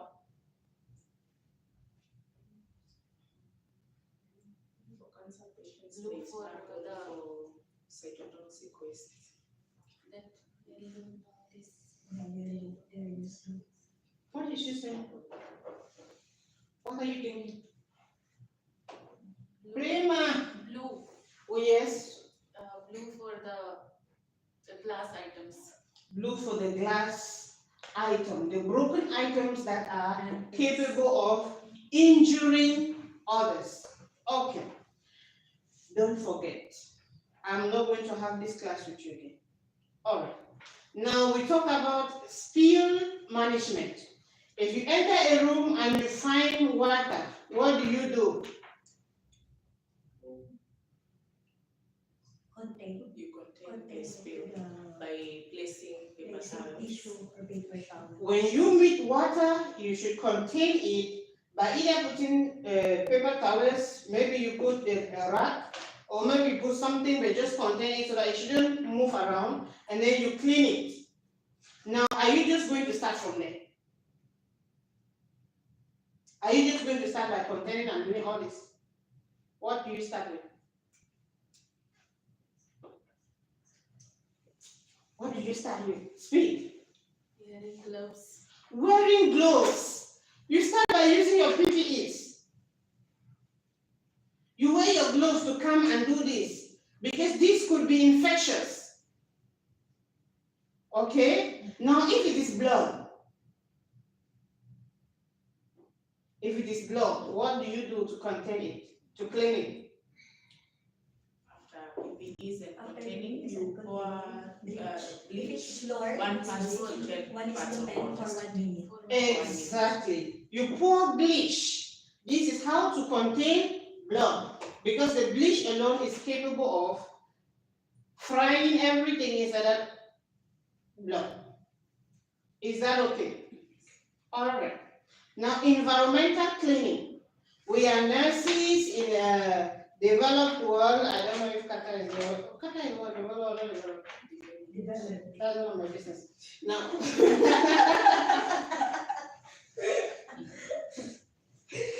we are nurses in Qatar, and maybe if you were in my home country, in one of the villages, like go back to where say a town, okay? Don't joke with my village. Let's say Vidikum, which is a village that is inside a village, and don't bother yourself about all this understanding.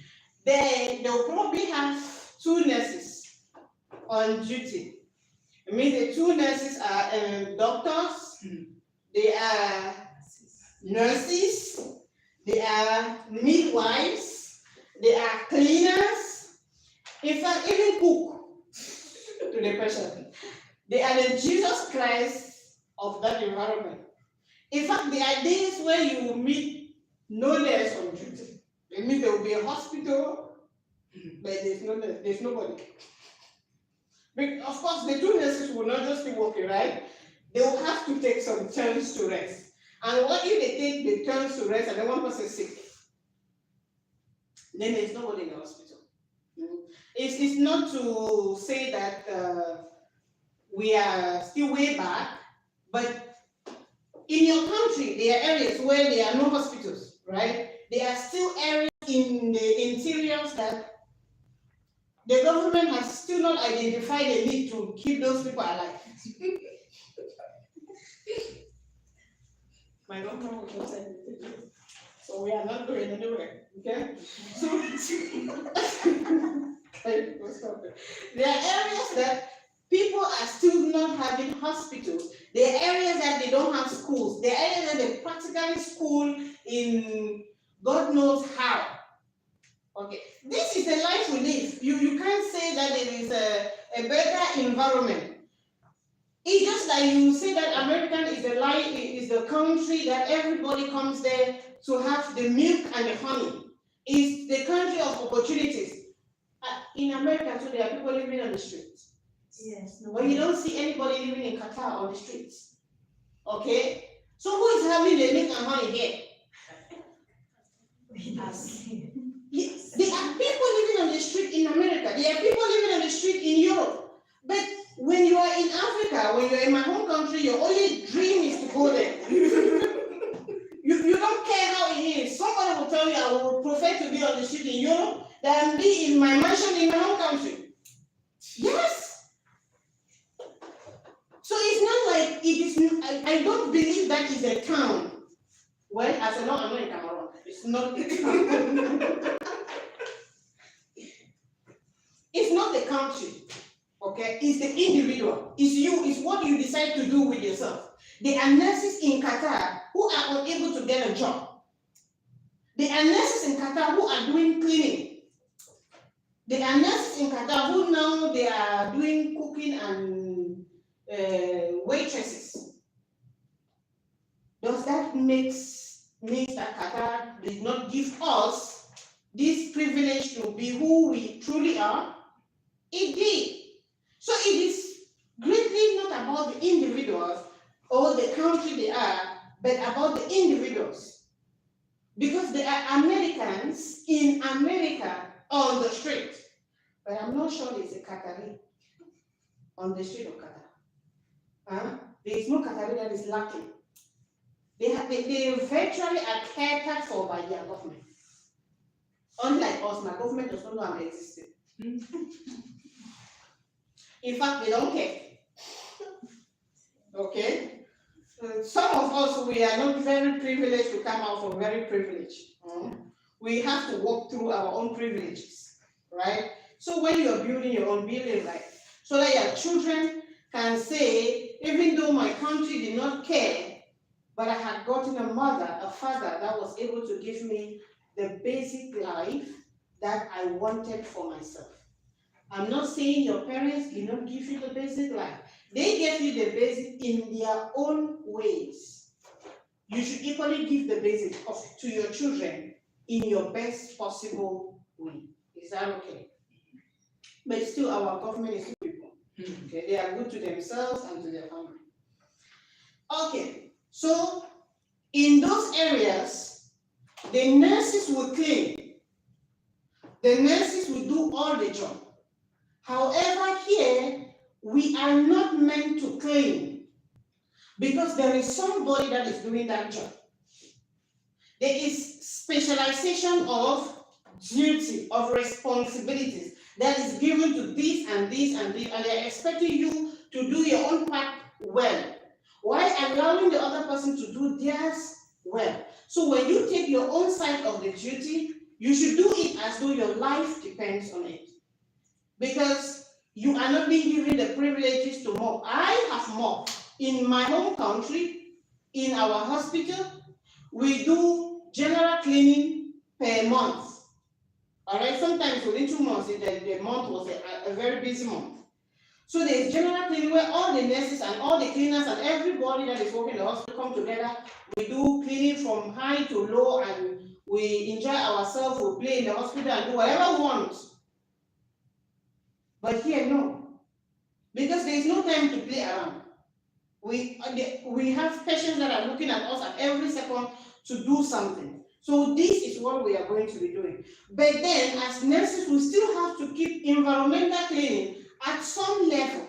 It is either you're actively doing it or you're passively doing it by appointing the right person to do it. You enter a patient's ward and the patient vomits. You might not be the one to clean it, but you should go and tell the cleaner to come and do it.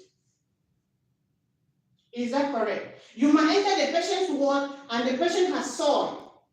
You might not be the one to do it, but you should go and tell the caregiver to come and clean it. Why not join the caregiver to do it together?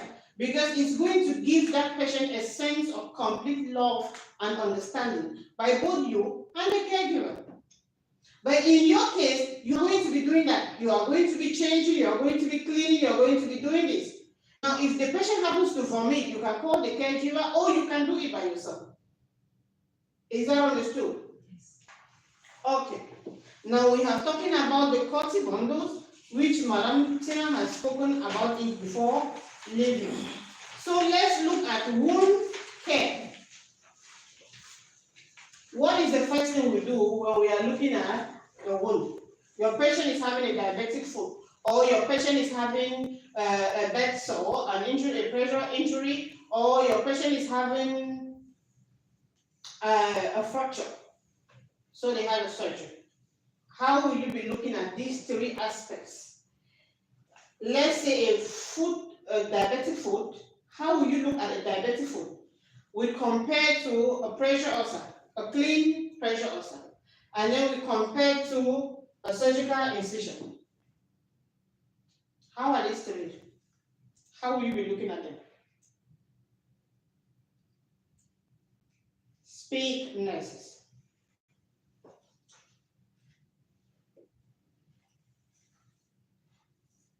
Characteristic of the wound. First, Yes, you'll be looking at the characteristics of the wound. And for a surgical wound, what are the characteristics? How would you term it?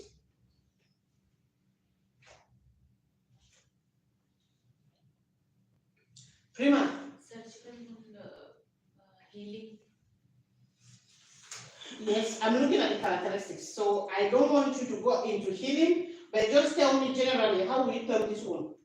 The type of sutures that were used. I will kill you. How will you term this one? Rajesh? Sorry?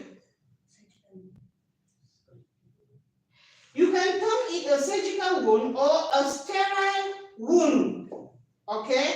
A pressure ulcer will be a clean wound if it is not infected.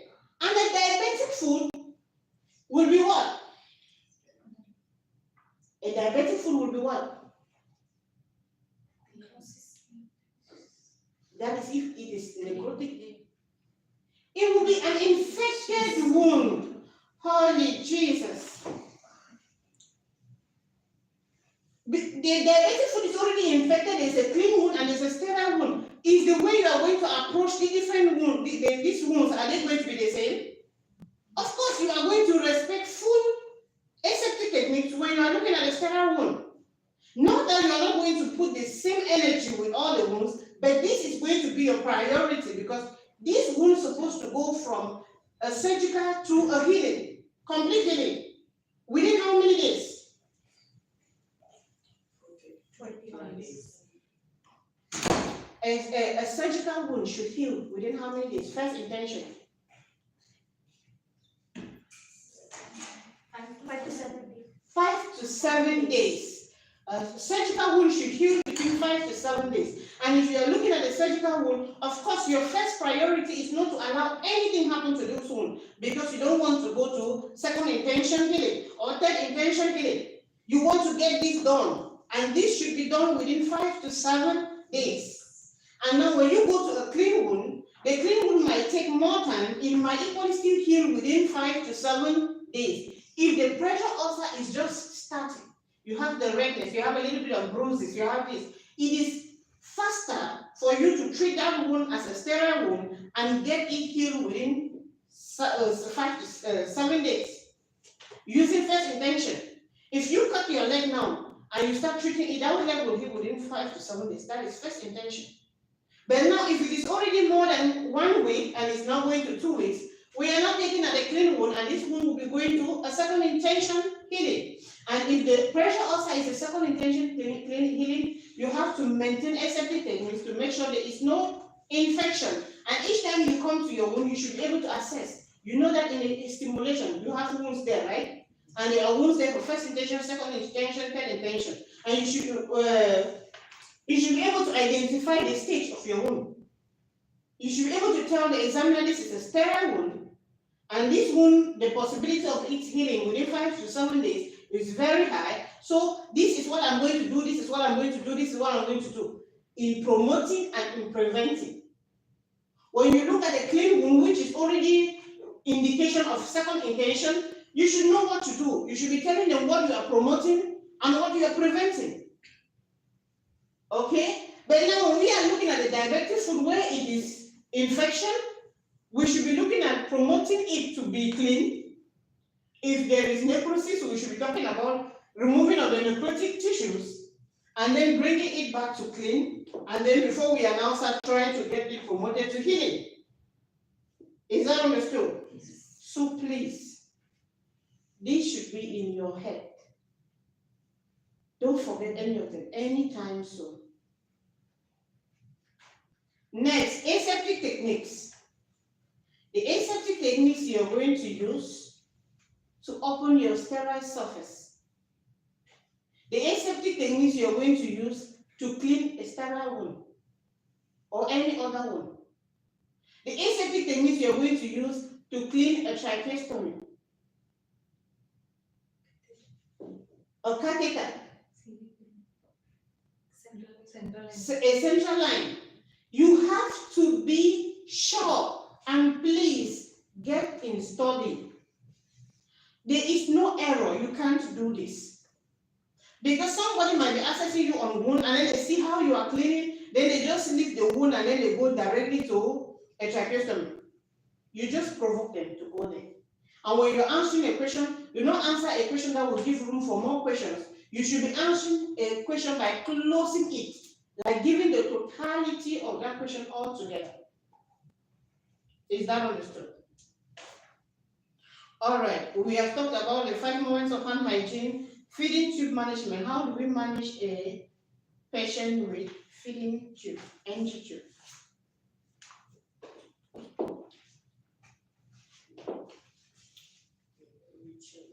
Before feeding. Size of The the Size of what? The feeding. feeding tube. Yes. The placement. Placement. Yes. If it's flat, Patency. Patency, yes. And then Sorry. after feeding, flushing. After feeding, flushing. Before and Before and after. after. Before and after. Yes. What else? Is it Amount low of care feeding. or Amount of feeding. Sorry. Volume of feeding.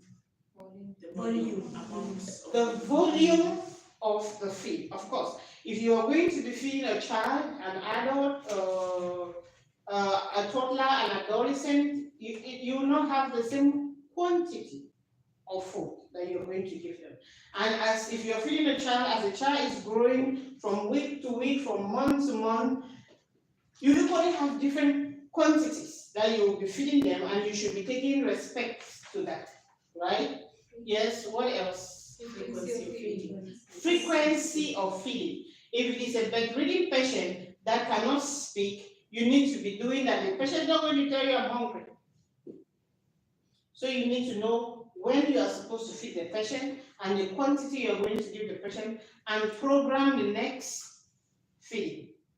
Yes, what else? Positioning of the feeding. Positioning of the patient. You need to position the patient correctly to be able to feed that patient. And which position is that? 30 to 45 degrees. Thank you. Yes, what else? What type of giving the feeding is either bolus or with flow care? Okay, you are either going to adjust the feeding in the flow box. I think it is always one big plastic tube where you do all the mixture inside and then you just put and you set it on how you want the droplets to be. Okay, and the ones that you have to prepare by yourself and you use a syringe to give.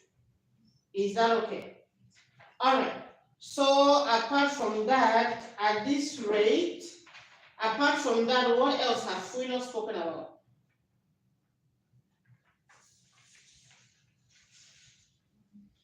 What?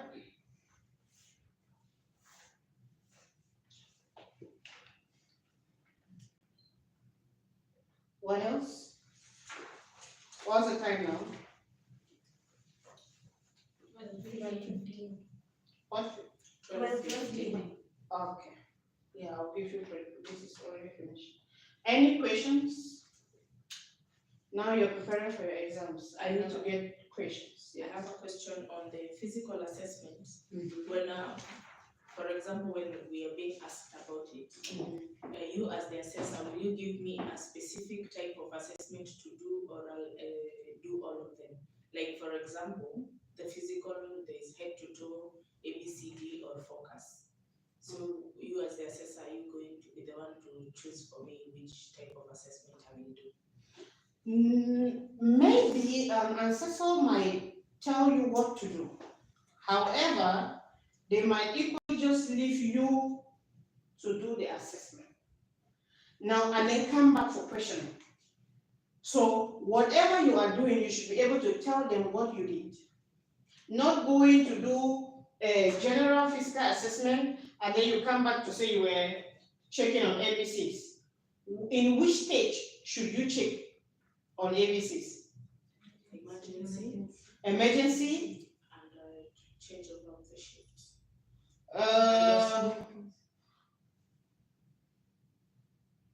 I would not take that. I want the state of the patient. A patient with an emergency, we check at ABCs, which patient?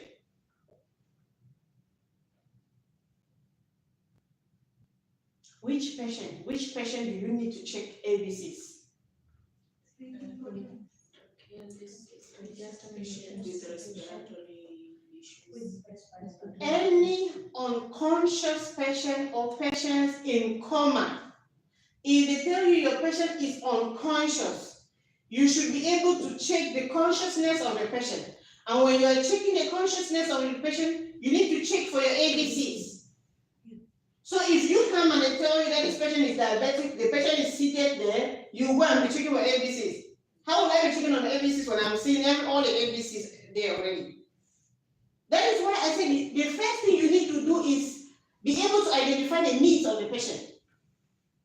If the patient is coming in an emergency, I don't know the patient, I've not seen the patient, I need to do all the assessment. I need to check my ABCs, I need to check the consciousness of the patient. I need to check physical assessment, objective and subjective data. But if the patient is my patient or is been in the ward and is unconscious, each time I'm taking shift, I should be able to check the consciousness of the patient. Of course, you're going to give a patient that is already dead. So you will take a patient that is already dead and then you start doing your duty and changing and checking everything when the patient is dead. No. In the hospitals, how you go back to check after doing your job all night and then by 5 o'clock, you have given treatment at 11 or at 12. And then you go ahead doing other things. By the time you come back to that patient to greet them, maybe in the morning thinking that they were sleeping around 3 or 4 and you meet the patient there. Haven't you expressed that? So imagine that you did not check that patient and then it is morning where you are doing handover and the nurses are all greeting the patient, the outgoing and the incoming nurses, and then they get there, good morning, mama, they realize that patient is dead, or they assume that the patient is sleeping, and then they pass and go. And then just when you have left, they go and discover that that patient is dead. Who is the one to give the report now for this patient? The one who received. The one who received. Who is supposed to give? When did the patient die? We need to know when the patient died. You and I don't know. Because when I was taking shift, I did not check the patient. I did not assess my patient. Okay? When you are taking shift, you should make sure that all your patients are assessed. You should assess the patient. If the patients are those that are unconscious, you should make sure that my patient is only unconscious and not dead. So you must check for your consciousness, you check for your ABCs. If the patient is in coma, you check for your ABCs and you check for all of these things. But if it is a patient that is having just 1 or 2 needs and is in the hospital, maybe for blood sugar level and all that, I will not be checking ABCs. Because if you go there and check ABCs, they will think you're crazy.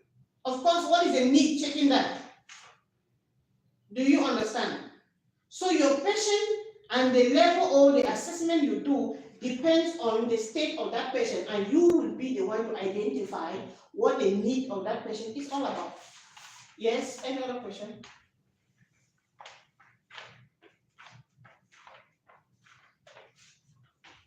Any other question?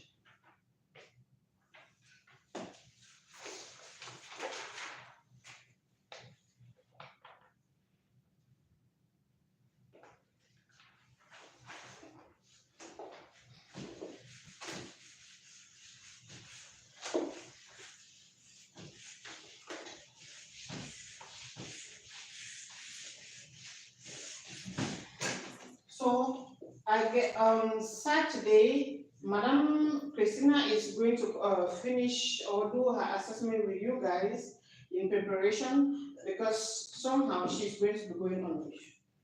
All right, and on Sunday, Mom Patricia will be here, and from that Sunday, you guys will be in the simulation room doing case studies. While she will be covering with a batch 2 inside the class. Is that okay? So within this period, I am expecting you, the game assignment, have you all done the pathophysiology and everything, signs and symptoms, prevention, that has to do with your patients? The 2 cases. Have you completed?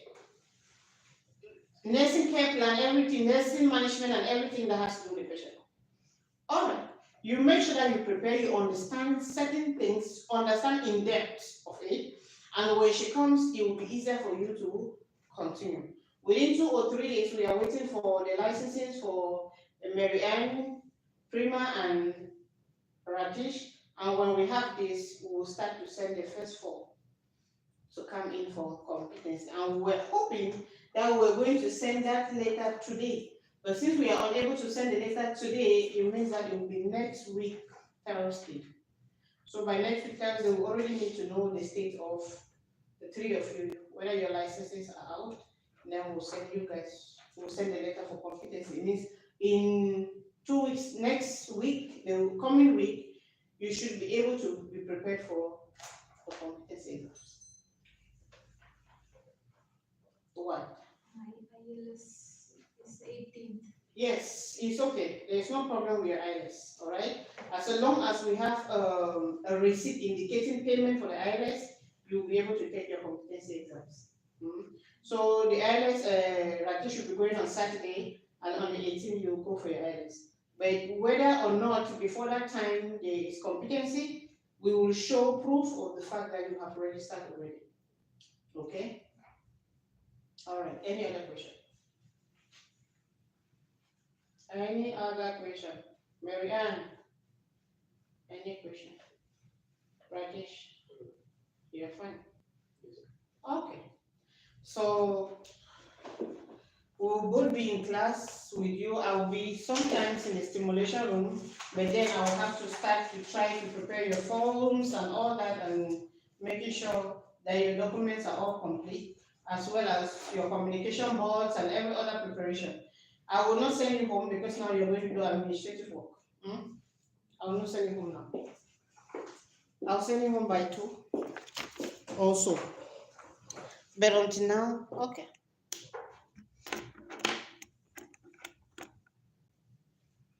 All right, that will make